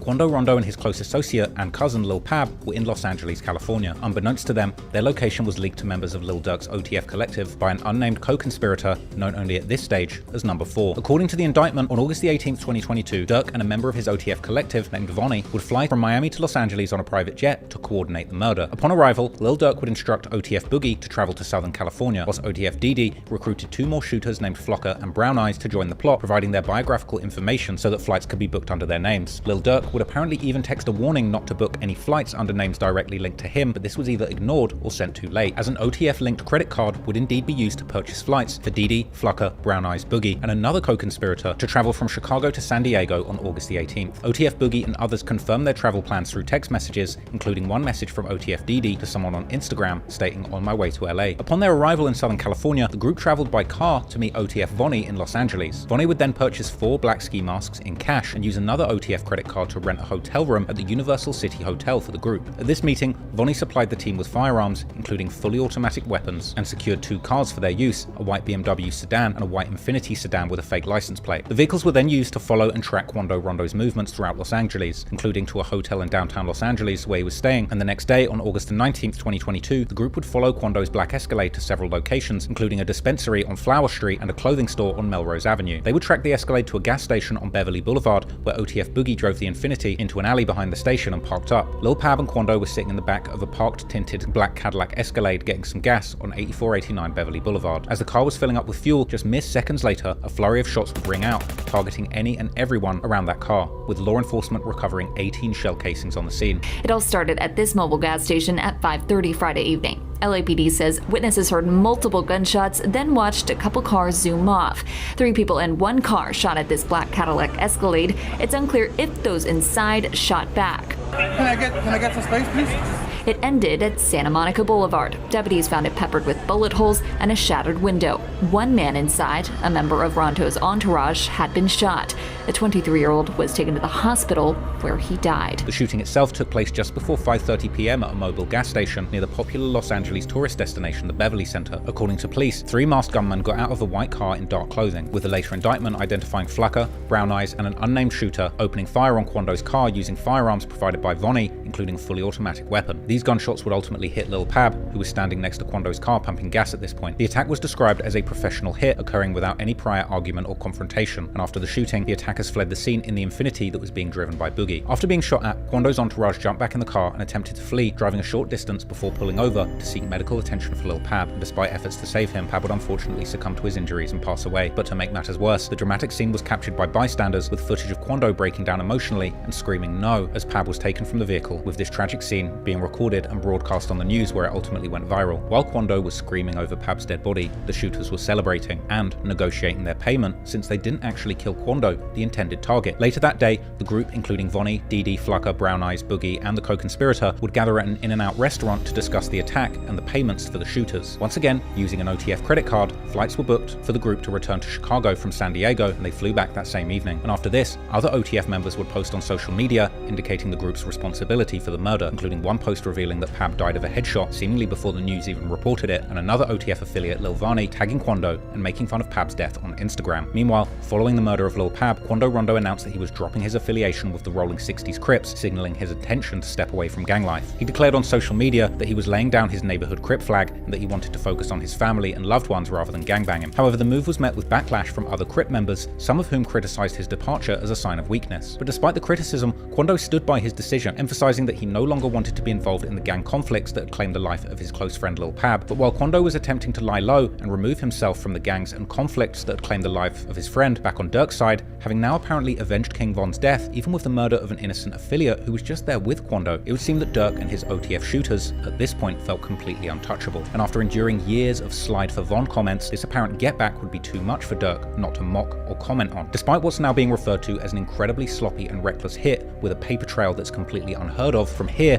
over the next 2 years, Lil Durk and his OTF affiliates would go on what I can only describe as a self-snitching extravaganza, releasing song after song and full-blown projects, seemingly claiming responsibility for this murder and boasting about exactly what had gone down that day. As with other murders, Lil Pab's murder would be the subject of many disses, with an OTF group mixtape titled Loyal Bros 2 being released on the 16th of December 2022, just 4 months after the murder of Lil Pab. But beyond the title, the project itself is wall-to-wall with incriminating lyrics that not only hint towards Durk's involvement, but track by track paints a vivid picture of exactly how the events unfolded, with Durk and his collaborators making countless references to the crime and its specific details, openly claiming responsibility for the whole thing. On the opening track titled Set It Off, Durk makes an interesting comment, seemingly suggesting that he recruits killers for his business, and recounts conversations with members telling him they don't want to kill people, so Durk instead sets them up with different roles in the business, like running real estate. In other lines, Durk makes ambiguous references to his ops getting caught slipping, and in the hook, he raps about giving his friends guns guys and asking them to shoot for him. In verse 2, he drops a bar saying one of his ops couldn't read his last DM because he was killed, something that some people have suggested is a reference to the murder of FBG Cash. But this is followed by another ambiguous bar where Durk says that he told his shooters to spin every block until their target is dead, and that somebody was due to be killed next, but he couldn't get to them, with some suggesting that this was in fact a reference to King Von's actual killer, Lil Tim, who was arrested in October 2022. The suggestion being that Durk's next murder for hire would have been Tim, but since he was in jail, they couldn't get to him. Then, on the second track, titled Mad Max featuring Future, in a bizarre display, Future seemingly opens his verse with a series of lines that again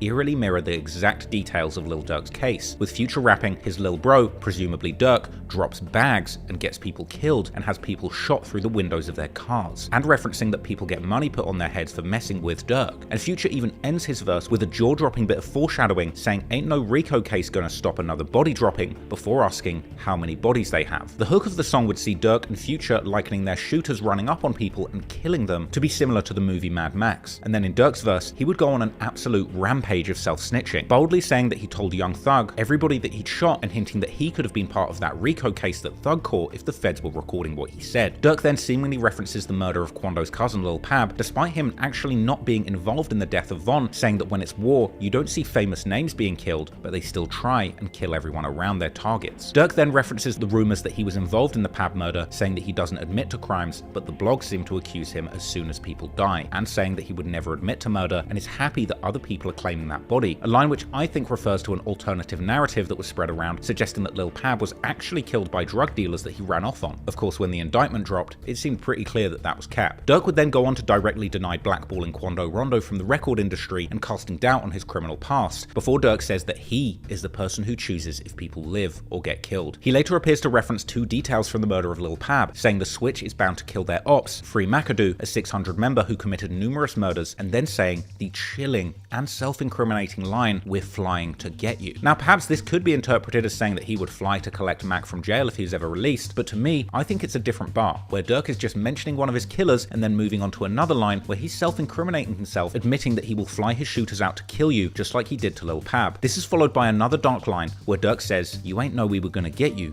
did you?" On the next track, Hanging with Wolves, Durk would make some interesting references to his life in this time. In one bar, he claims that he was out of town and heard a rumor that he was wanted for murder, pretty much speaking what ended up happening into existence. Durk went on to make references to Youngboy, whose original beef with King Von kicked off this whole thing, with Quando actually being one of Youngboy's artists signed to his label, and Durk would refer to earlier comments suggesting that Youngboy had told the world that they were beefing and that he tried to squash the war. Then, at the end of his second verse, he drops another insane piece of foreshadowing, saying that he's the type of person to get on a flight with a warrant and that the police have got to catch him, something that he indeed tried to do. On a later track called For Real that features OTF member Boonie Moe, he would reveal that he sells drugs to make money while his friends do the murders. In a later lyric, he outright says that his friends kill the ops and says that they get paid $10,000 to spin, and saying specifically that they get $20,000 if they kill one of the target's friends, and ending the song saying all his friends kill people for real if you play with them. A later track that featured Booker 600 and Lil Durk had a peculiar title, Feed 'em Addies. Now this title is a slick double entendre referring to giving their killers both Adderalls to focus on the murders that they've been tasked to do, and giving them the addresses or addies of their rivals to find them and kill them, something made explicit by the lyrics. And Booker goes on to rap that somebody's head got left on the wall for King Von. Then in Durk's verse, he would boast about having $50 million liquid and going on to rap an eyebrow-raising bar saying that he smashed somebody's nose and that in his hood,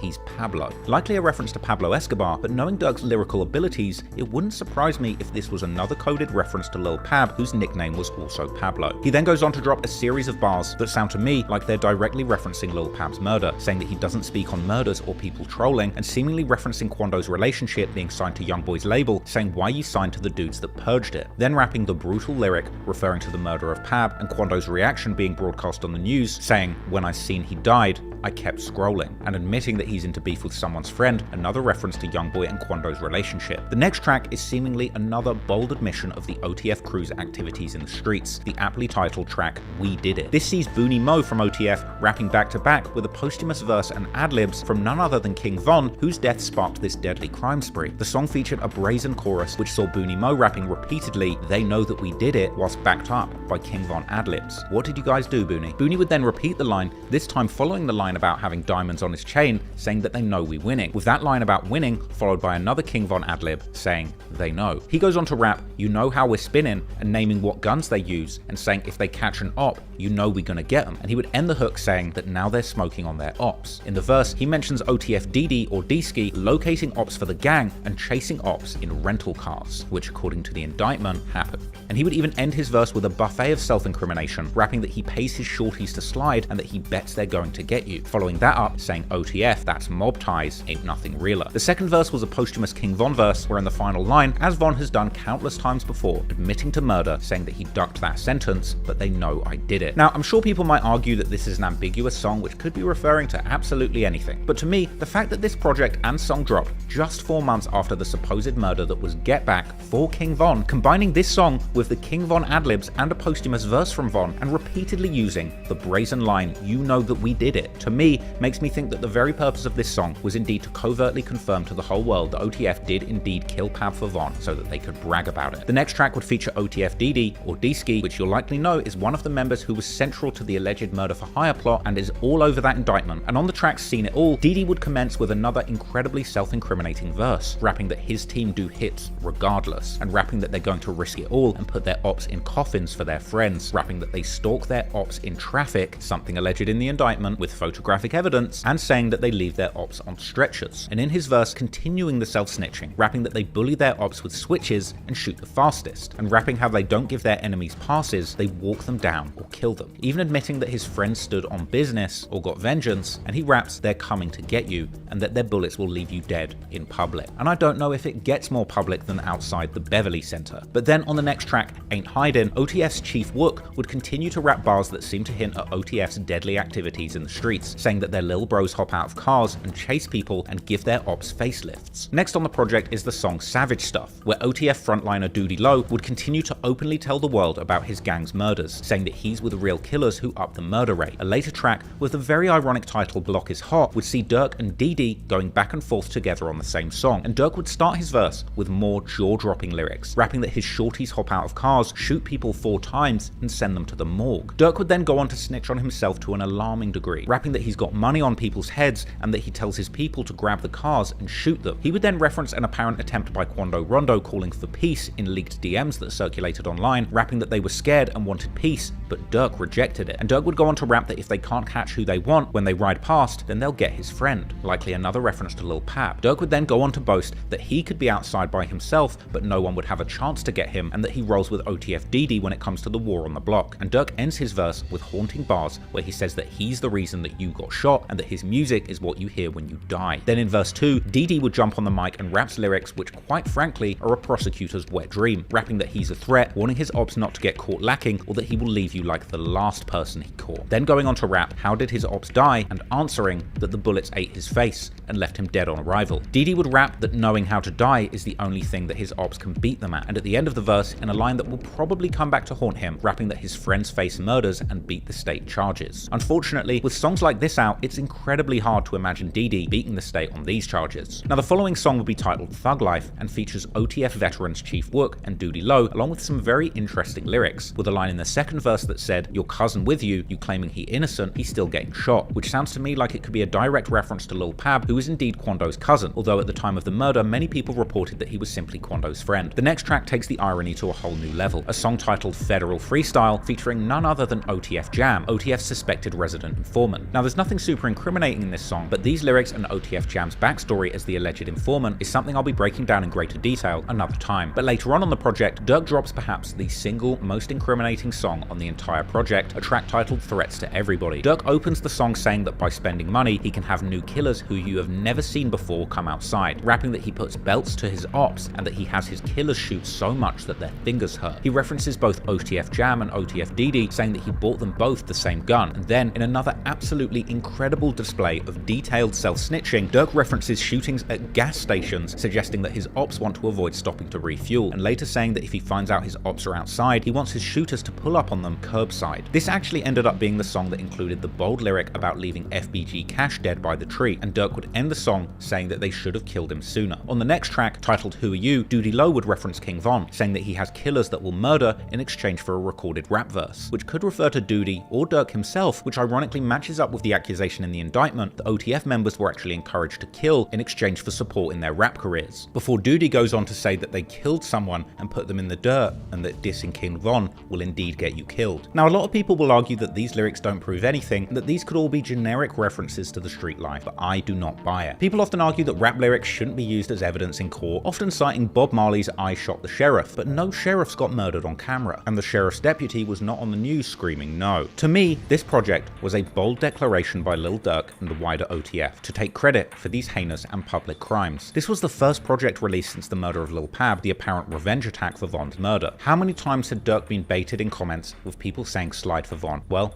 it seemed that he'd finally done it, and OTF quite literally used this whole album, the songs and lyrics, to tell the world we did it. To me, Loyal Bros 2 might well go down as one of the most incriminating rap projects in music history, and it really just goes to show you just how inexplicably stupid some of these gangster rappers can be when it comes to admitting crimes in their music. I'm genuinely baffled as to why the people involved in this alleged crime, specifically Lil Durk and OTF Dede, would be so reckless as to release a project with such specific details about these crimes that they allegedly really did. Lines about paying for hits, renting cars, flying shooters out, scrolling past the news about your murdered enemies being on the news, and quite literally saying we did it is mind-boggling. But this wasn't the end. In fact, it was only the beginning, and as time went on, Durk and the OTF crew would continue to self-incriminate and openly rap chilling details that would connect them to this crime. As I said at the start, this is only the tip of the iceberg when it comes to the insane depths of the self-incrimination that Durk and his OTF crew did. After Loyal Bros 2, perhaps the single most self-incriminating lyric would come in the form of a feature that Durk dropped on the song Wonderful Wayne and Jackie Boy off of Babyface Ray's album M.O.B. that dropped on December the 2nd, 2022. And in his feature, Lil Durk would rap the jaw-dropping lines, "Got location, go, go,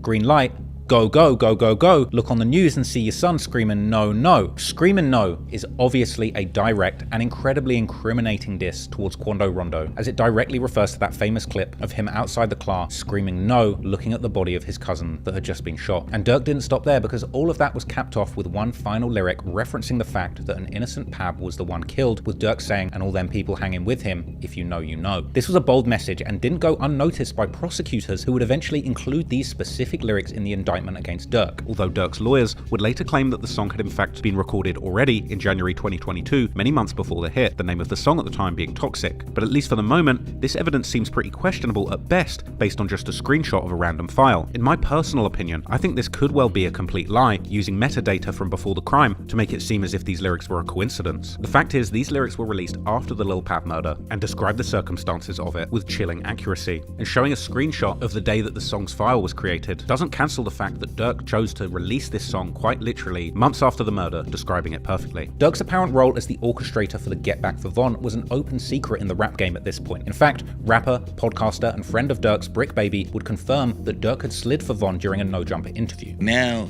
it's like, oh, they did something. Oh, slide for him. Oh, you a oh yeah, slide for Von, right? Yeah. They say you can't say that no more. Why? Oh yeah, because of. Wait, no. Like, who died? You can't say that no more. Oh, because of FVG Cash? Or who? Nah, because Lil Pab. Oh, what's that? But I'm just saying, they just say you can't say that no more. And as time went on, Durk and the OTF crew would continue to self-incriminate and openly rap chilling details that would connect them to the crime. On the 23rd of May 2023, Durk would release a podcast interview with DJ Academics on his Spotify-powered Off The Record podcast, later uploaded to YouTube under the title Lil Durk, Realest Interview Ever. And in it, Durk would seemingly hint towards having avenged King Von, saying for some reason, people have stopped commenting Slide for Von, with the exchange with Academics being nothing short of creepy. I feel like you know how to pick with people. You're the worst type of person. You see, at least with like 6ix9ine, he's like, like he's clearly making fun of you. You like, I ain't gonna lie, like I be dead serious, like that's why I try not to do too much. I be dead serious, and it's like the people around me is even worse than me. So it's like, that's why I said the situation. I was like, I'll be the one to be like, man, I'm gonna take a picture of Soulja Boy and be funny. If I want that type of guy, it would have been like, then they would have whooped his. Like, you know what I'm saying? All right, like I don't take that man serious. The man did not do nothing to Von. The man friends did. Quando I got his whooped. He was there. You didn't get beat up. Huh? Pull up on. Oh yeah.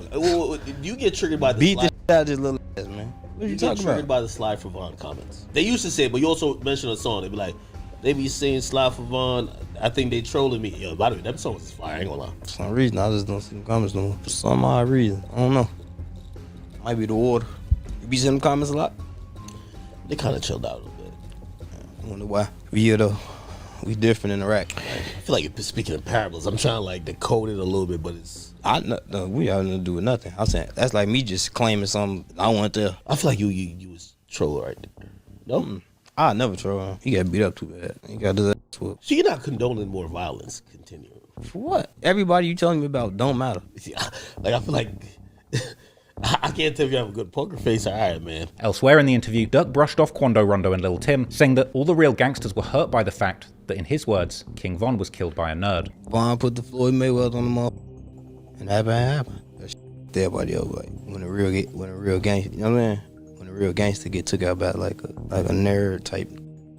This interview would pretty much be the biggest promo piece in anticipation of Durk's 8th studio album, Almost Healed, released on the 26th of May 2023. Debuting at number 3 on the Billboard charts, this project would have a cohesive theme and an eye-catching artwork that depicted Durk crying blood with a bandage covering his face, this seemingly being a reference to his mindset at the time, declaring that he had almost healed from the many traumas he'd suffered. Almost, but not quite. Now, I'd offer a darker interpretation, as Durk actually suggesting that he's almost fulfilled his needs to seek revenge for those he'd lost, but perhaps hinting that he was still dangerous and not done. The opening track of Almost Healed, titled Therapy Session, would set a reflective tone for the album. It featured a skit with Alicia Keys acting as a therapist for Lil Durk, which immediately emphasized the themes of vulnerability and self-reflection that ran throughout the project. Alicia Keys addresses Durk's traumatic past, directly mentioning the loss of King Von in November 2020 and his brother D-Thang in June 2021. Keys would ask how Durk feels about the rap beef, being a warrior, a leader in the rap industry, and the voice in the community, essentially setting up the themes of the album and Durk's plans to rap candidly about these topics, saying, "You can feel safe in this room to express your vulnerabilities and emotions." The next track, Pellicoat, would appear to hint towards Durk's status as a threat, striking fear into his enemies. Durk would open with the line, "They scared to come outside," which became a recurring refrain throughout the song, a lyric which was actually a nod to the chorus of Mo3's hit song Outside. Durk would then drop an ironic line, which if I'm completely honest, I think is aimed at literally me, rapping how YouTubers are trying to paint a picture of him, but warning that it doesn't last. Now, having made a series of videos about Durk's life and his past at this point, not to mention the countless other channels who at this point had long been speculating on Durk's role in these recent murders, clearly Durk was frustrated with the new media, having picked up some of the clues that he was leaving behind after committing crimes. But this was nothing new. Durk had dissed us YouTube documentary makers before, rapping on the song Golden Child, that the feds are only able to crack these cases with the help of YouTube videos, which at the time people believed was aimed at academics and me. Anyway, back to Pellicoat, and after dissing YouTubers for misportraying him, Durk appears to go on to say that he's silent about violence, but is glad that someone is no longer here, simultaneously saying he doesn't tell on himself, but then alluding to having gotten rid of people. Later in the track, he would also touch on snitching's prevalence in the streets, mentioning that even killers with numerous bodies to their names can still turn into snitches. Later, Durk raps that he never posts guns used in crimes on his social media because he knows the authorities are watching, and later, pretty much openly saying that he got back and got his revenge. And then, in a line that appeared to respond to 6ix9ine and the Slide for Von slogan, rapping that 6ix9ine and others had told Durk to slide and that he wouldn't do it purely for fame, Durk would in the third verse directly reference Quando Rondo, saying that Von died because he beat up a goofy and that the drama had nothing to do with Von's relationship with Asian Doll. Durk would end the track on a somber note, saying that every morning he plays to Allah for forgiveness for the things that he had done. Interestingly, Islam had become a big part of Durk's life by this point. On the track Mad Max, Durk even references praying on the phone with an imam. Seemingly influenced by his Muslim father after his release from jail, Durk would begin to take religion more seriously and build it into his brand, even changing his name legally from Durk Banks to Mustafa Abdul Malak, potentially in hopes of distancing himself from his old self, Durk Banks, the given name that would ultimately end up on the indictment. The third track on Almost Healed was the smash hit All My Life with J. Cole. The song was an effort by Durk to clean up his image and spread an inspirational message to the youth, with bars where Durk bragged about having made it out the streets, rubbing shoulders with the mayor and politicians, and saying that you can't judge his past anymore. And the choir-assisted hook was an inspirational anthem that could resonate with the whole world, as Durk raps how his whole life, people have tried to keep him down, but they can never break his spirit. The hook was infectious and it had hit song written all over it. All My Life would hit number 2 on the Billboard charts, matching his earlier hit with Drake as his top charting track, as well as being an international hit too, landing on charts in 18 different countries. It was an industry favorite as well, winning the 2024 Grammy for Best Melodic Rap Performance. And the Grammy goes to All My Life, Lil Durk featuring J. Cole. Please welcome to the stage Lil Durk, who is the Grammy winner for All My Life, Best Melodic Rap Performance. Appreciate y'all. Hey, Lil Durk, congratulations on your award. I just want to know, are the prices going up now that you have your Grammy? I ain't even checked my phone yet. I know it is. All My Life was a humongous hit, but if you ask me, there was something quite dark going on in J. Cole's verse, as J. Cole drops a number of bars and metaphors that when you look back at them now appear to coincidentally echo Lil Durk's Future perfectly. Just like how Future had seemingly rapped things that describe the crimes that Durk was allegedly involved in before, J. Cole makes a series of double entendres that strangely predict Durk's future, where he raps that his lyrics are so good that they're a cheat code, and he then likens putting out hit records to paying for hits on people, saying that he puts out so many hits that he could be facing RICO charges, topping it off with the lines, and another one, and another one. Now normally you might chalk this up to coincidence, but then again this is J. Cole, whose lyrical ability is much higher than your average drill rapper. And it really wouldn't surprise me if J. Cole felt daring enough to slip in a little double entendre like this to hint to the world that he knew what Durk was getting up to away from the microphone, and using this line to paint a picture of Durk and J. Cole's contrasting verses and lifestyles, which is really the deeper meaning of the song. On the next track, Never Again, Durk just jumps straight out the window with the self-snitching again, rapping on his second verse that he sends shots when he comes to the city, but he shoots with his money, and that Big Threat or OTF Dede is going to protect him. Track 5, Put 'Em on Ice, had a title seemingly alluding to murder and a menacing hook where he repeats that he told him ain't nobody safe. Track 6, Big Dog with Chief Wook, would see Durk saying that one person can't stop the killings and that his money talks in the streets, and later rapping that he can't be told what to do by anyone. He's with the murders and he stands by what he's done. On track 7, Never Imagined, another collaboration with Future, just like he did on Mad Max, Future would seemingly be rapping bars that described Durk's situation perfectly, with lines about having shooters ready to kill for him, saying that he has demons that he sends on hits to have people killed for less than the price of a car, and seemingly describing Durk's own career, saying that once he started making millions, people began getting killed, as Future would drop a chilling bar where he would essentially admit to paying for the murder, saying that all it takes is a little money, or manyan, to have an enemy killed,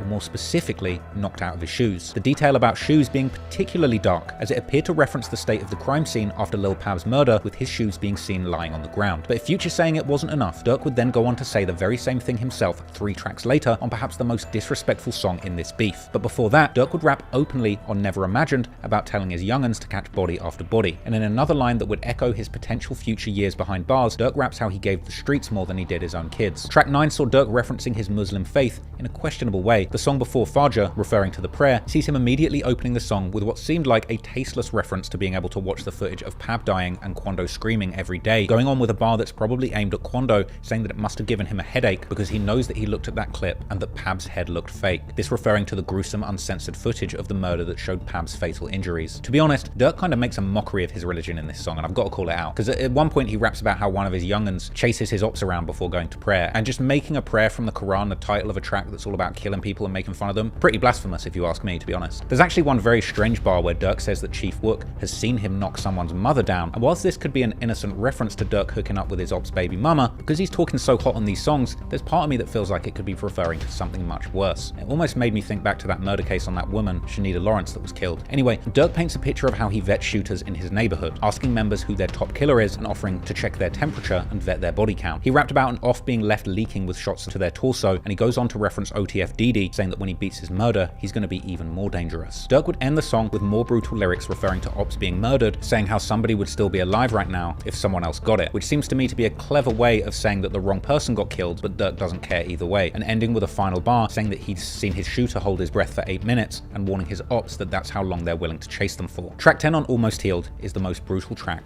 War About It, and in the song, Durk appears to get 21 Savage in on the action too, mercilessly dissing Quando and mocking his reaction to Pab's death, screaming no on the hook of the song. And Durk goes on to break down his apparent strategy of grooming new shooters from his block, rapping that he sends his shooters money and clarifying that it's not for promotion for his album and that he doesn't expect people to shoot for him without paying them, even saying that he brings his trusted shooters around his family and children and gives them power before asking them to go and shoot his ops. Durk will seemingly claim to be the ringmaster of the weapons being used by his gang, saying that he swapped guns with another block and he didn't even shoot one himself. Then, in an apparent reference to both Youngboy and Quando's videotaped reaction to Pab's death, he raps that Youngboy must have heard Quando screaming on the news and likely had to turn the sound off on the disturbing clip, and later rapping that he spends hundreds of thousands on lawyers for his people, even saying that he can't name certain things he was responsible for, but then saying he makes his mother proud, perhaps a reference to avenging his brother's death. Even appearing to reference Lil Pab not being in his shoes at the time of the murder, saying that one of his shooters bragged about leaving an op outside in their socks. A truly disturbing lyric when you remember that's exactly what people saw on the news. Even 21 Savage would rub the tragedy in Quando's face on this song, starting his verse with the heartless bar, knock 'em all down like dominoes, later saying he's OTF for life, and seemingly saying to Durk that if he catches a murder, don't even tell him about it, as well as referencing following ops closely in traffic. The next track had the ominous title You Got 'Em, and on it, Durk raps how he gets his shooters in a car and tells them to spin repeatedly, and that sometimes it results in accidents, perhaps a reference to the wrong person being killed. Later, he says that he gets a certain reaction and that he keeps his murderers happy. On the next song, Grandson, a banger with Kodak Black that's a tribute to King Von, with Kodak boldly saying that he's a rapper and a killer, just like Von, Durk would rap on the hook that he will shoot somebody and feel like Von afterwards, and in his verse he raps about keeping his shooters fed. On the next song, 300 Euros, Durk seems to predict his own future, rapping that he has to watch what he says in songs or he'll be doing decades in prison like his father, and saying that they do people dirty in the streets and that he hopes he doesn't get killed as gruesomely as his enemies did, and how his shooters don't need to dress well and can still kill people wearing their Crocs. Durk had a bar that appeared to aim at Quando Rondo again, saying how his friend is dead and he can't do shows, and Durk would then say a very ironic line that he doesn't tell his shooters to be careful because they don't slide to get caught, as well as saying that somebody froze when a shooter pulled up with a micro Drake and that his ops can't play with him because he has money and will catch them. Durk then seems to clap back at NBA Youngboy with a lyric where he refers to himself as Murder Man or Merc, then backtracking saying they call him nothing because he's getting watched. This is clearly a shot at Youngboy. As I broke down in my 6-hour video on him, he often alludes to having used his money to have people killed in his gang war in Baton Rouge, with Youngboy frequently referring to himself as Murder Man in numerous songs. On track 14,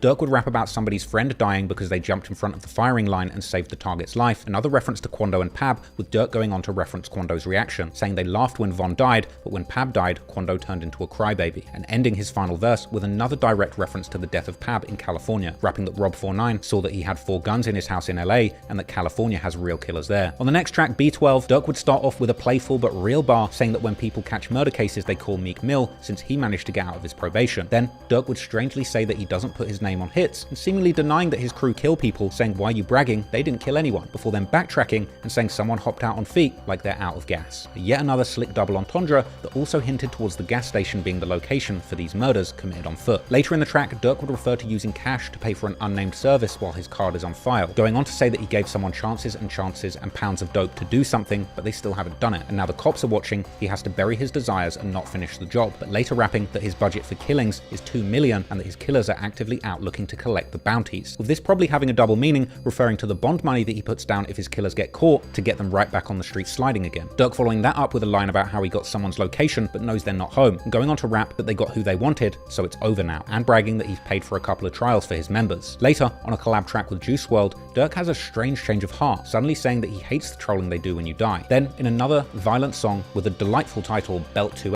Durk would rap openly about being at the private jet airport with a killer, and later saying that he feels he always has to react to what he sees on the internet. Then there's another line with a double meaning, as Durk says that he tried to go pop star but had to F up the streets, referring to both evolving his musical style and his inability to focus on his music career, distracted by the gang politics. The penultimate track on the project would be the Morgan Wallen assisted pop song, Stand By Me. But again, it's another emotional song that has a lot of foreshadowing of what was to come for Durk, as Durk seemingly raps and sings ambiguously with Morgan Wallen on the theme of asking if a friend or woman would stand by them in hard times. For example, if they lost everything, or caught a federal case for murder for hire. The song is a fitting note to end on, and it lands powerfully now that we know where Durk ultimately ended up. But for now, it would be some time before Durk's alleged past would catch up with him. And going forward from this project and its massive success, Durk would do everything he could to maintain his position as a mainstream pop artist, attempting to transcend the violent image of drill music and elevate himself into high society. Before the release of Almost Healed, Durk would meet with Chicago Mayor Lori Lightfoot, and during the subsequent elections, Durk would make a $150,000 campaign donation to future Mayor Brandon Johnson. From the outside, it looked like Durk was a million miles away from the streets and having hits planned. He continued rolling in the circles at the very top of the music industry, in August walking out Drake for his Los Angeles set of his It's All a Blur stadium tour. But behind it all, Lil Durk was living a lie. One minute he was in the halls of political power, rubbing shoulders with current and future mayors. The next, he was in the studio, surrounded by his OTF demons, making some of the most violent and incriminating music ever released. And Durk's next music project would see him yet again shining a spotlight on some of the very people allegedly orchestrating murders for him. November the 17th, 2023, Durk and OTF released another group album, Nightmares in the Trenches. And it would seem that even the album cover itself had a hidden message of self-snitching on it, a label saying that this disc contains raw accounts of activities that occurred in various areas of the world. It doesn't say these are fictional stories or that the guns are props. This is hinting that this is a raw and a real explanation of things that actually happened. And if you ask me, the part about all areas of the world is another covert hint towards that murder happening in California, rather than saying something like these are stories about the streets of Chicago. On the project, Durk would rap about Dede beating his body with witnesses testifying. Durk would shout out one rap YouTuber that he respects, 1090 Jake, saying that he shows his videos about people being snitched onto his people and warning people against trolling him and acting like OTF are down on the gang. Later on the song posted at with Kokilla and Bezu would ironically diss OTF accidentally, saying that you're not a real killer if you catch an accidental body, with Kokilla later rapping how they take ops souls and how he smokes dead ops with Dede. Later on, Bezu would claim to have made the score 3-0, inferring that he has 3 bodies, saying that he beat them because he doesn't leave a witness. Kokilla would rap about people getting shot, their friends dying, and crying about it. Then on the Durk solo track Them Ones, he predicts his future again, saying that the judge might put a RICO case on him because of the people he's around, with Durk later bragging that people are mad that his music career is going so well since he's promoting revenge. Durk would rap a spooky bar on the hook that I think is aimed at Quando too, since his career had been struggling even before the death of Von, with Durk rapping he ain't turned no more, and that Durk in contrast can't run out of money, a bar that's a lot more threatening when you remember the deadly violence that he seems to be able to buy with his money. The next track, I'm the Type, sees Durk and Chief Wook rapping with arrogance, pretty much saying that they invented murders. Durk begins his verse with a brazen line, making gun sounds and taunting his victims, saying, "You ain't think I was gonna get you, did you?" Following that up, pretty much confirming its relevance to the Pab murder, saying share locations, get up on him close, make his mental wiggle. Durk then hints at revenge, suggesting that his enemies are the type to see their friends get killed and not get revenge, unlike him, who's up late, plotting on his enemies, appearing to suggest that he's actually done this 9 times. In another line, Durk breaks down the process of having people murdered, saying that first he threatens them, then someone runs up on them and shoots, and that he's the messenger. A detail that hits different when you later learn that he was indeed using Apple iMessage to orchestrate an alleged hit. Durk even reflects on remorse, saying that after he's had someone killed, he then wonders if he's screwing up the blessing of his music career, then ending his verse recounting a conversation with God where he says that he had to do it because he caught his op slipping and moving like Durk wasn't beefing them. On the next song, titled Last One, this was an interesting track that saw D.Rose expressing his frustrations at the street life, saying that the last hit his gang did he can't talk about because the feds are indicting people, and that the last hit was so brutal he can't leave his home without a gun himself now. Then appearing to reference Pab's murder, saying the last person got caught out of town and that their target didn't get hit but doesn't come outside anymore. D.Rose would also express his opinion on the YouTube and vlog space becoming full of figures from Chicago streets, with Dede saying that his ops are vloggers now, perhaps a reference to anyone from FYB J Main, King Yella, or FBG Butter. D.Rose would even reference an infamous YouTube channel, Chicago Rarest, known for posting body cam and prison footage exposing Chicago gangsters. Dede would continue to allude to paid hits, saying that he has 20k in bounties out and saying that people got killed for dropping diss songs, and that he's laughing now that getbacks have been administered. Next, on the track F It, Durk mocks people trying to get attention off murders they didn't actually do. Durk would later say that this death is a celebration and that he knows the right way to do people, as well as saying that his shooters will cut off their ankle monitors and hop on flights without standing warrants, with Durk dropping a very subliminal line saying that you can pass the message to him to me, this ain't what you want. Now I think this is a deep bar because not only is that the name of Durk's song, but Lil Pab many years before being allegedly killed by shooters sent by Durk was actually a big fan of Durk's music, tweeting that Durk's This Ain't What You Want was one of his favorite songs. Durk would then reference OTF Jam, saying how serious he sounds when he's on the phone and that if he tells his shooters to do something he only has to ask once. The next track, Whatever You With OTF Dede, would see him openly talking about the violence, saying him and OTF are with all the violence. Later rapping how it only takes 10,000 to get someone's brain removed with a bullet, and saying that when he pops out, murders take place. The project would end on a strange note, as things switched tone and Durk dropped an introspective track that would speak to his future situation. The song Smirk Carter starts with an intro from Robert Shipp, his father's co-defendant, who explains that he thought he was supposed to die in jail but he got a second chance. Durk would rap about his brother Dethan gambling with his life and losing by not having a gun with him when he was killed, and again seeming to suggest that that murder was avenged, before going on to say that someone he knows got hit with a racketeering charge despite him warning them to move differently. Clearly, no one was advising Durk not to snitch on himself. If anything, this formula was working perfectly for Durk, just like it did for his evil twin King Von. Ultimately, things were moving fast and going very well for OTF at this point, but it had now been over a year of self-incrimination, and the Lil Pab murder was likely being investigated deeply for some time. After all, it took over a year for Durk's killers to be brought to justice, but they all were eventually caught. Soon, the walls would begin closing in on Durk and his crew, but the fall of Durk was an interesting one, as coming at the end of 2024, arguably the best year of his career, it almost seemed as if the feds let Durk climb to the very top of the mountain before grabbing him and lining him up for one of the most devastating downfalls in hip-hop history. With all of the self-incrimination that Durk had done over the course of 2023, it would only be a matter of time before people began to put things together, and unfortunately for Durk, on the internet, Reddit forums, and in YouTube videos, people would continue to speculate on these quite obvious crimes. I personally released a 4-hour documentary about Quando Rondo's life and the attempts to end it in 2023 that had over 4 million views before the feds officially filed charges. But I was by no means the only one making these speculations. In his February 2024 interview with DJ Vlad, FBG Butter would ask how Durk is still outside when everybody knows that he paid to have Quando killed and got Pab killed by mistake. Who the f you know name get brought up and with actually proven facts that you done paid me some money to go kill a motherfucker. And I'd have killed the wrong motherfucker too. Butter then, seemingly with inside knowledge at this point, months before any arrest took place, would hint towards one of Pab's shooters actually telling the police that he did it for Durk. The police know I work for you. Cause they say Shorty flat out told they like, man, Lil Durk told me to do that shit. And he paid me to do it. Showing receipts. Like, this gave me real money to get this man gone. Despite having an explosive start to 2024, winning that Grammy for his inspirational song All My Life, behind the scenes, it seemed that Durk was fighting his demons from the very top of the rap game. He was notably absent for a short period of time, and in June 2024, Durk revealed that he'd actually gone to rehab for an addiction to codeine and Xanax, explaining how he was living too fast and decided that he wanted to focus on his family and peace. We got word that you were in rehab. Yeah. Right? Yeah.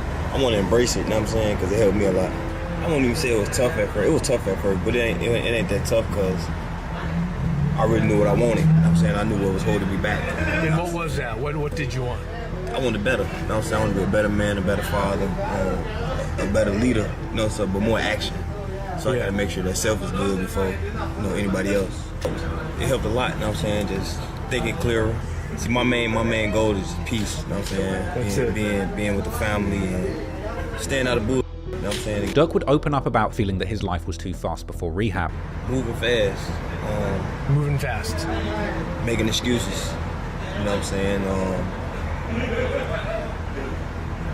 Letting the drugs take over me. You know what I'm saying? Yeah, just like the codeine and everything. Just, is that what it was? Was codeine? Yeah, Xanax. But you know, make me. You know? Durk would drop a song commemorating his release from rehab, being seen in a Louis Vuitton suit and a skinnier frame. The song was called Went Hollywood for a Year, and it was a Pain song with a 3-6 Mafia-inspired bridge that sounds like Durk is actually saying farewell to his beloved codeine cough syrup. In one line, Durk says that he'll give $1 million to somebody who can prove he's a snitch, and another $1 million, but then appearing to stop short of rapping, find him. As well as bragging that he has killers in his circle sharing his money and cars, and mocking someone saying that their homie's killer is still alive, but for Durk, it's been a year since revenge. It seemed that Durk was back, trying to put a brave face on things and attempting to get his career on track. The month before his arrest, Durk releases a new song and music video as a teaser for his upcoming album. The song's called Turn Up a Notch, and just over a week later, he would release yet another track, this time with an interesting title. The song was called Monitoring Me, and obviously had a theme to suggest that Durk indeed knew that the authorities were watching his every move. And it also had some very suspect lyrics where Durk says that he can't send money to his killers in his own name, and that he doesn't know if the feds are setting him up, or if people are snitching. In another line that seemed to refer to the attempt to kill Quando that resulted in Pab's death, Durk says that he wouldn't say his shooters missed their target because they were so close, as well as rapping more lines that he can use money to have people killed, then backtracking, saying that his killers will murder for his friendship regardless of payment, as well as bragging about having seen his killers commit murder,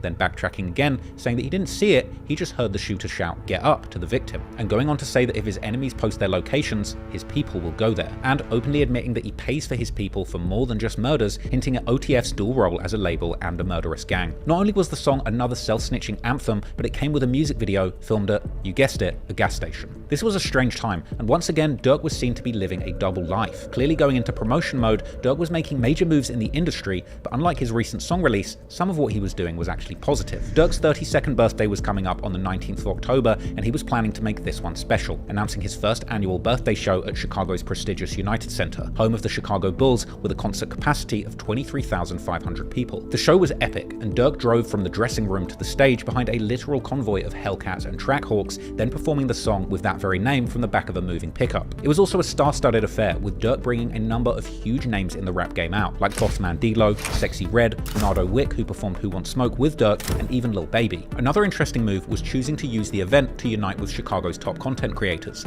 sharing the stage with prolific interview host DJ U and rapper turned Instagram comedian FYB J Mane, notorious for his Whoop cereal and his pushing peace movement, with Durk's acceptance of J Mane, who actually hails from 63rd and was very good friends with FBG Duck, as approval of his pushing peace agenda aiming to stop the gang wars. Notably, in the name of pushing peace, at one point in the show, Durk would even put up on screen a collage of fallen gang members from both sides of the war. This was during an extended onstage speech reminiscent of Kanye's stadium shows, where he would tell the crowd that he was showing love to everyone in Chicago and telling the crowd to take a photo. My brother J Mane one time in small man.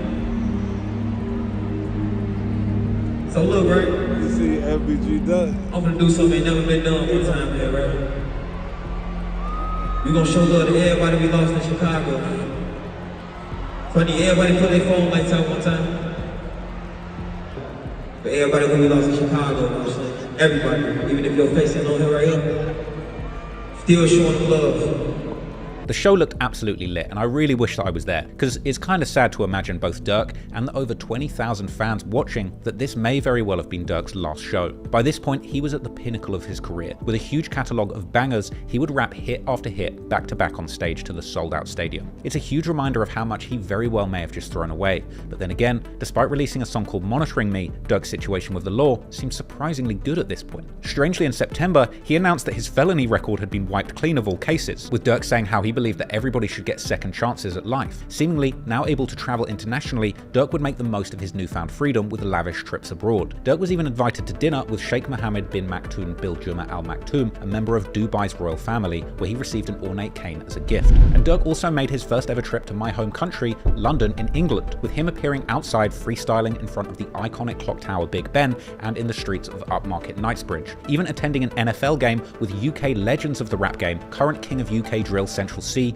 Grime Clash veteran Chip, and road rap pioneer turned podcast pioneer Young Spray.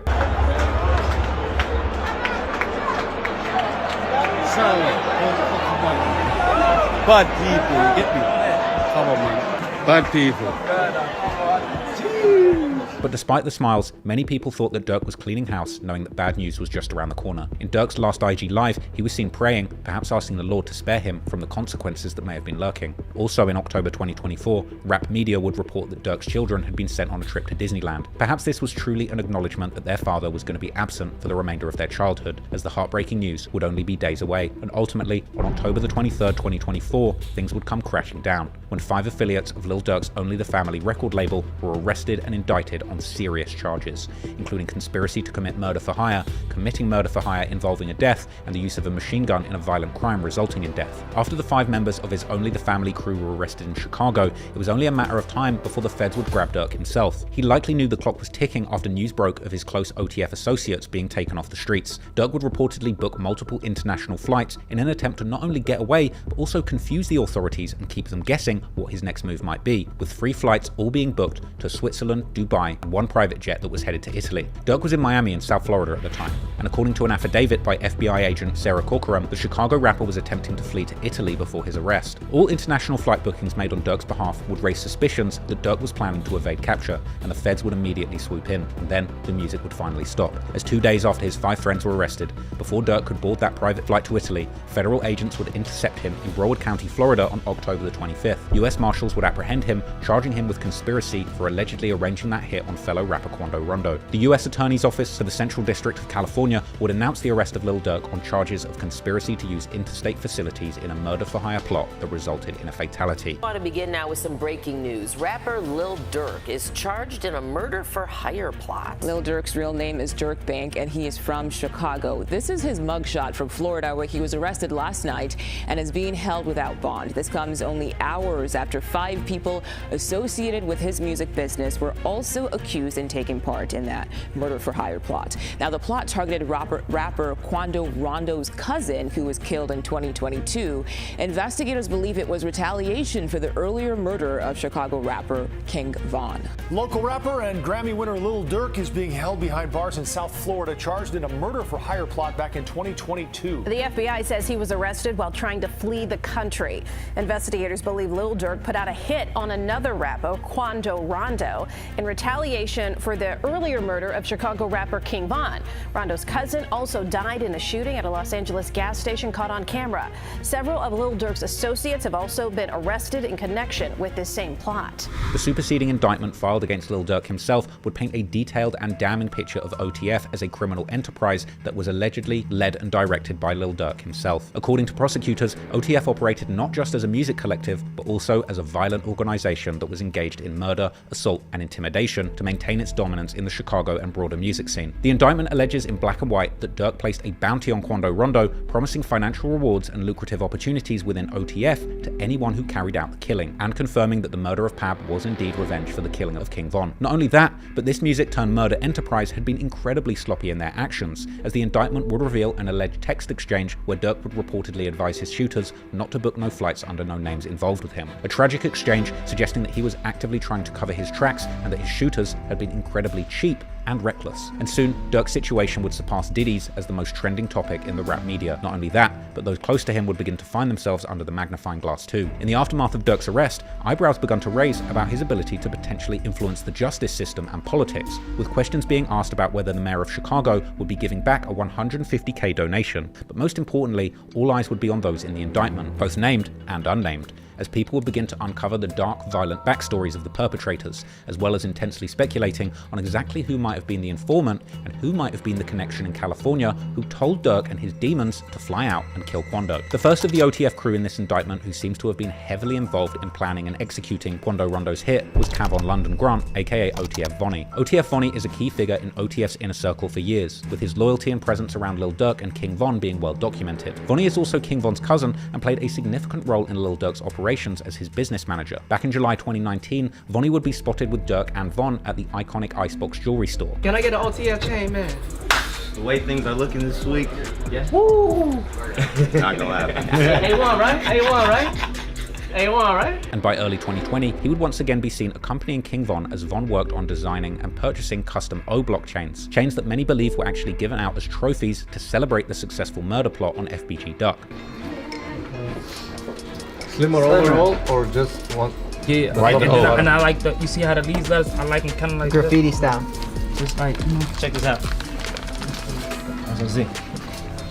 Like the O, like a, I don't know, like longer instead of wider. Like, see, that's kind of wide. I appreciate you guys once again. Thank you so much. Definitely. Hey, thank you, bro. Alright, definitely. Yeah, Scally, big dog. I don't big though. Yeah. So that's the only way I want to. Yeah, Rich big. Yeah, a little Rich. Me, it look like a big rock. Since you're not picking these up today, I'm gonna send you a sample image of all of them. Alright, I'm texting to you anyway. We're gonna text everything I write, so. Well, I can text this back to you. Yeah. Following King Von's death in late 2020, Vonnie's proximity to Lil Durk only grew, and by September 2021, he was back at Icebox, this time with Durk acting as a negotiator during a major jewelry purchase. In footage from the store, Vonni can be seen haggling prices on Durk's behalf and carrying a massive stack of cash for the transactions. 3 1/4 and 2 1/4. 2 and a 2.75. 2 3/4. 3 1/4, 2 3/4. That's about 15% difference. How much would it be? That's what he had before.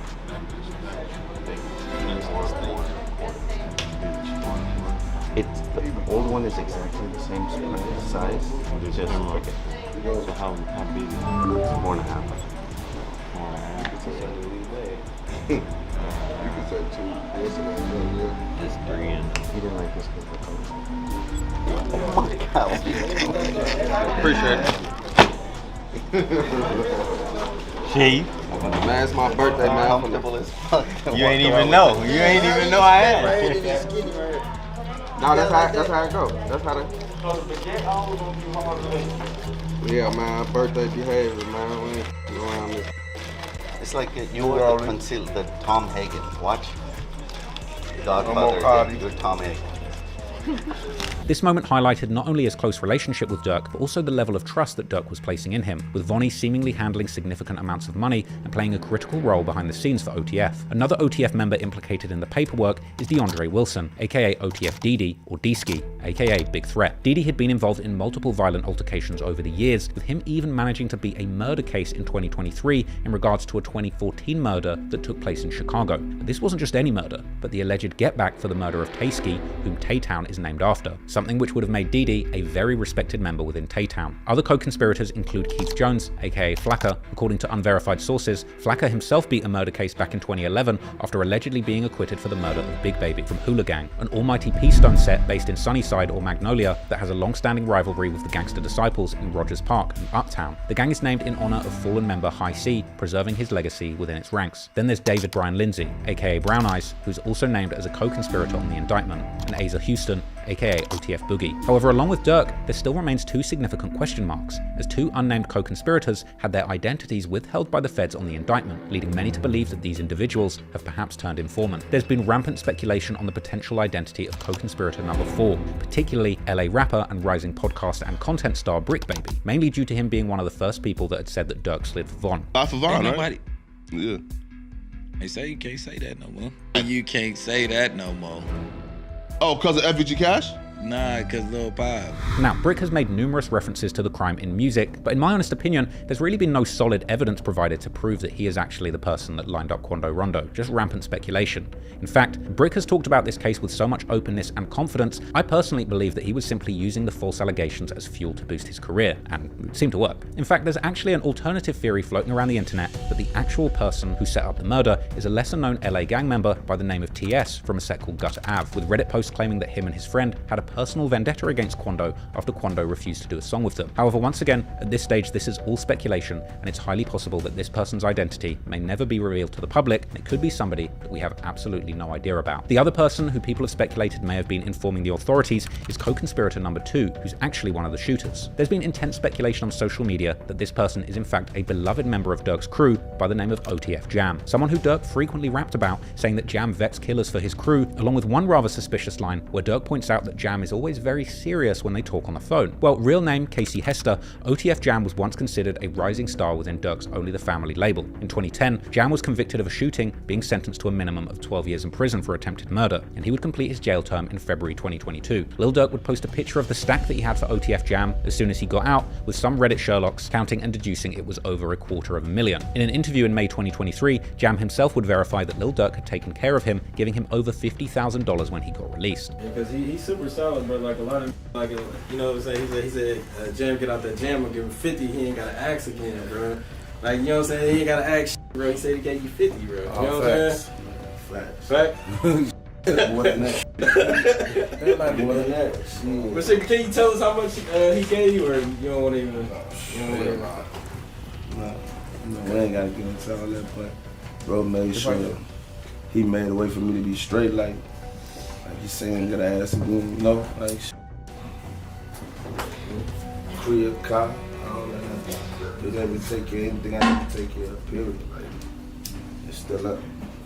This is why people were surprised that when a year later, he would become a focal point in reports suggesting that he may have cooperated with the authorities against Lil Durk. Jam even had his very own track on the highly incriminating OTF mixtape, Loyal Bros 2, released just months after the murder of Pab, a song ironically called Federal Freestyle, with lyrics where Jam rapped solo, admonishing others for snitching and asking suspicious questions. After Durk's indictment suggested a member of OTF had been cooperating with the feds by wearing a wire for the span of 2 years, Jam's snitching allegations would surface on various media platforms, and adding to the speculation, a photo would be posted on social media appearing to depict Jam dining on fast food whilst reportedly cooperating with the feds in the case. This photo, shared by DJ Academics, shows Jam glancing at a security camera while eating, prompting captions like "Bro really snitched on Durk for McDonald's." However, it would later turn out that this image was a AI generated fake, but that didn't stop the speculation, and the next day, on October the 28th, 2024, internet personality Wack 100 would support the reports that OTF Jam had indeed cooperated, explaining the details in a Vlad TV interview. Wack would go on to explain that although Jam served his whole 12-year sentence, he would get a gun charge that resulted in him wearing a wire for 2 years.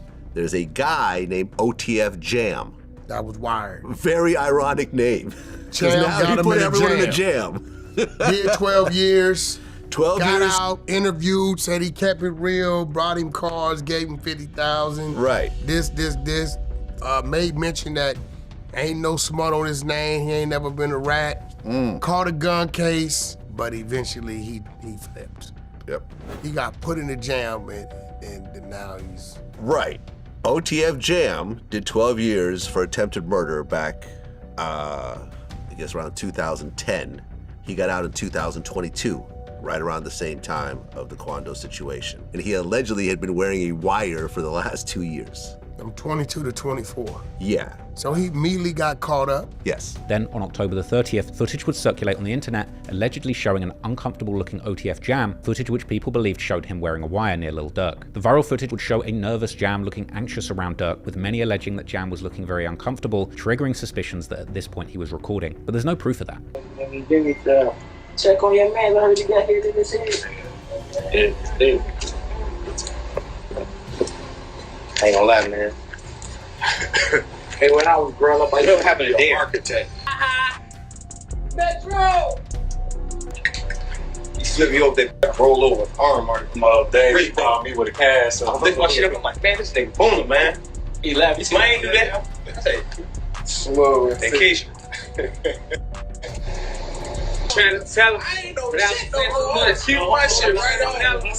Additionally, unverified claims would surface alleging that Durk had actually ordered a hit on a woman speculated to be close to OTF Jam after suspecting Jam of being an informant. According to an interview between academics and Chicago reporter Trench's News, the mother of Jam's child actually contacted Durk after Jam was arrested, and Durk refused to pay his bond. An apparent threat was then made to Durk. Get bonded out in. They don't know nothing about no white, but he did make a threat towards Durk, like, if you want to come in, you know what I'm talking about, how you gonna play somebody who be putting in work and shit like that. You know what I'm saying? And they took it as a threat, and that he told us. I don't know how he got mixed in with the Rondo, but yeah, they say he's... I've been holding you down because I heard you say something about like his baby mama called Durk for a lawyer, and Durk may have like brushed it off, and they're like, yo, you're not supposed to brush off my call when I need something. Like, I'm the guy who does the dirt for you. That's facts. And, like, you got some real demons out there, like, you finna find me out, no matter what I did. Or you gonna come in with me. Sometimes you gotta make them threats and jump off that couch and go snap down money. According to news reports, on July the 19th, 2024, Octavia Redmond, a 48-year-old postal worker, had been brutally gunned down in broad daylight whilst delivering mail in Chicago's West Pullman neighborhood. A 15-year-old kid ran up to her in front of a house, shooting her 26 times execution style, and she would die in the hospital. Developing this morning, Chicago police have released surveillance video of a person of interest in the deadly shooting of a postal worker. The shooting happened last month in the West Pullman neighborhood. Mugo Odigwe is live in the newsroom this morning with a look at that new video. So Mugo, what does it show? Well, first off, we know the U.S. Postal Inspection Service is already offering a $250,000 reward for information leading to an arrest and conviction in this case. And now, Chicago police are hoping the new video gets them closer to the killer. So here's that video on your screen. Part of it shows a man getting to a white Dodge Durango near 70th and Campbell. This is right before the shooting. Then at some point, the same video shows a man getting out of that Durango near 121st and Harvard. He runs across the street and out of view. Then he runs back to the car before it drives off. Police say on that day, Friday, July 19th, around 11:40 in the morning, 48-year-old postal worker Octavia Redmond was in front of a home near 121st and Harvard when a man walked up to her and shot her. She died at the hospital. The Dodge Durango used in the shooting was later found abandoned and torched in the middle of a field on South Holland Avenue. Now, anyone with information on this shooting is asked to call Area 2 detectives, or you can leave anonymous tips at cpdtip.com. A $250,000 reward would be offered for any information leading to the arrest and conviction of the perpetrator, with an anonymous tip leading up to the arrest of the juvenile killer in Iowa. Breaking news at this hour, a 15-year-old boy is charged with shooting and killing an on-duty U.S. Postal Service worker. He's accused of murdering 48-year-old Octavia Redmond on 121st and Harvard back in July. Chicago police officers and the U.S. Marshals Great Lakes Regional Fugitive Task Force took him into custody yesterday in Cedar Rapids, Iowa. The teen was extradited to Chicago and is set to appear in juvenile court sometime this morning. Detectives received an anonymous tip that helped identify the suspect. This murder had been circulated with many headlines that suggested that this was OTF Jam's baby mother. However, a user on X would debunk these claims, alleging that Redmond had absolutely no connection or affiliation to OTF. Official reports and reputable news outlets have not since established any link between Redmond and OTF Jam, hence there's no credible evidence to support the assertion that they had any personal or familial ties. Some users, however, have still ran with this speculation, suggesting that the killing was somehow a targeted attack, with the shooter intentionally approaching her and mistaking her identity as the intended target, with some going even as far as to suggest that this was another hit sent from Durk that ended up killing an innocent bystander. I personally don't buy it. Now, it's important to note that the criminal complaint and indictment documents do not explicitly name Jam as an informant, though they do reference an unnamed individuals and key witnesses by their initials. This has even led to subreddits questioning whether or not it's really Jam who got Durk in the jam, and while I personally believe it's likely that Jam could be the informant, at this stage there's still no proven paperwork to confirm this, and there's really no way of knowing for sure until this goes to trial. In December 2024,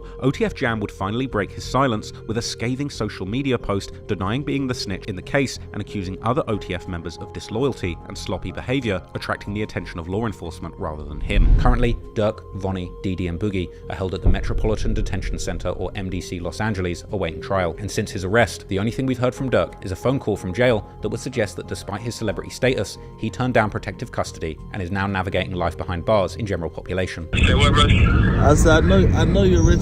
But if you need anything, you know I got you. You know I appreciate it. You know the thought that count, you hear me? Yeah, hell yeah. I know how that shit be, bro. It don't matter, bro. We ain't never moved our money except for that first time. Once it was that, it was that. Once it was like then, everything was history. Yeah. You know, I feel back to the same. I came up here like, yeah, where you from? What you got going? I came to it, you hear me? Man, what? Like a PC? Hey.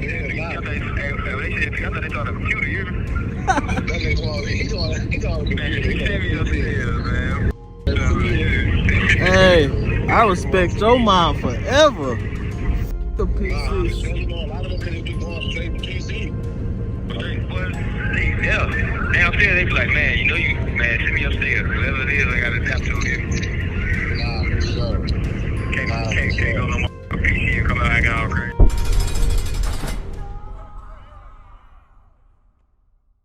While we still don't know how Durk's trial is set to unfold, if the fate of the killers of FBG Duck is anything to go by, things aren't looking good for OTF. Durk's fall may well go down as one of the most dramatic falls in hip-hop history. In 2024, Lil Durk was at the peak of his career, having just gotten a Grammy Award and being listed as a top 10 rapper by various music publications. He truly built himself a legacy like no other in the rap game, arguably the most successful drill rapper of all time, and certainly the voice of his generation of gangster rap. Fans and the Reddit communities who had closely followed the rise and evolution of the Chicago drill movement compared Durk's arrest to a dramatic season finale of this more than a decade-long saga in the drill scene, with countless deaths claiming major figures and prison sentences taking others. Only a select few, like Chief Keef, G Herbo, and Lil Bibby, had managed to escape that early drill era with their lives and freedom. Durk was for years the poster child for what making it out of the streets and becoming a mainstream pop sensation really looked like, but it would seem the pull of the past was just too much for him. Durk's commitment to the street code and getting revenge for his fallen friends and family may have ultimately cost him everything he worked so hard to build, and now, as he sits in jail awaiting trial,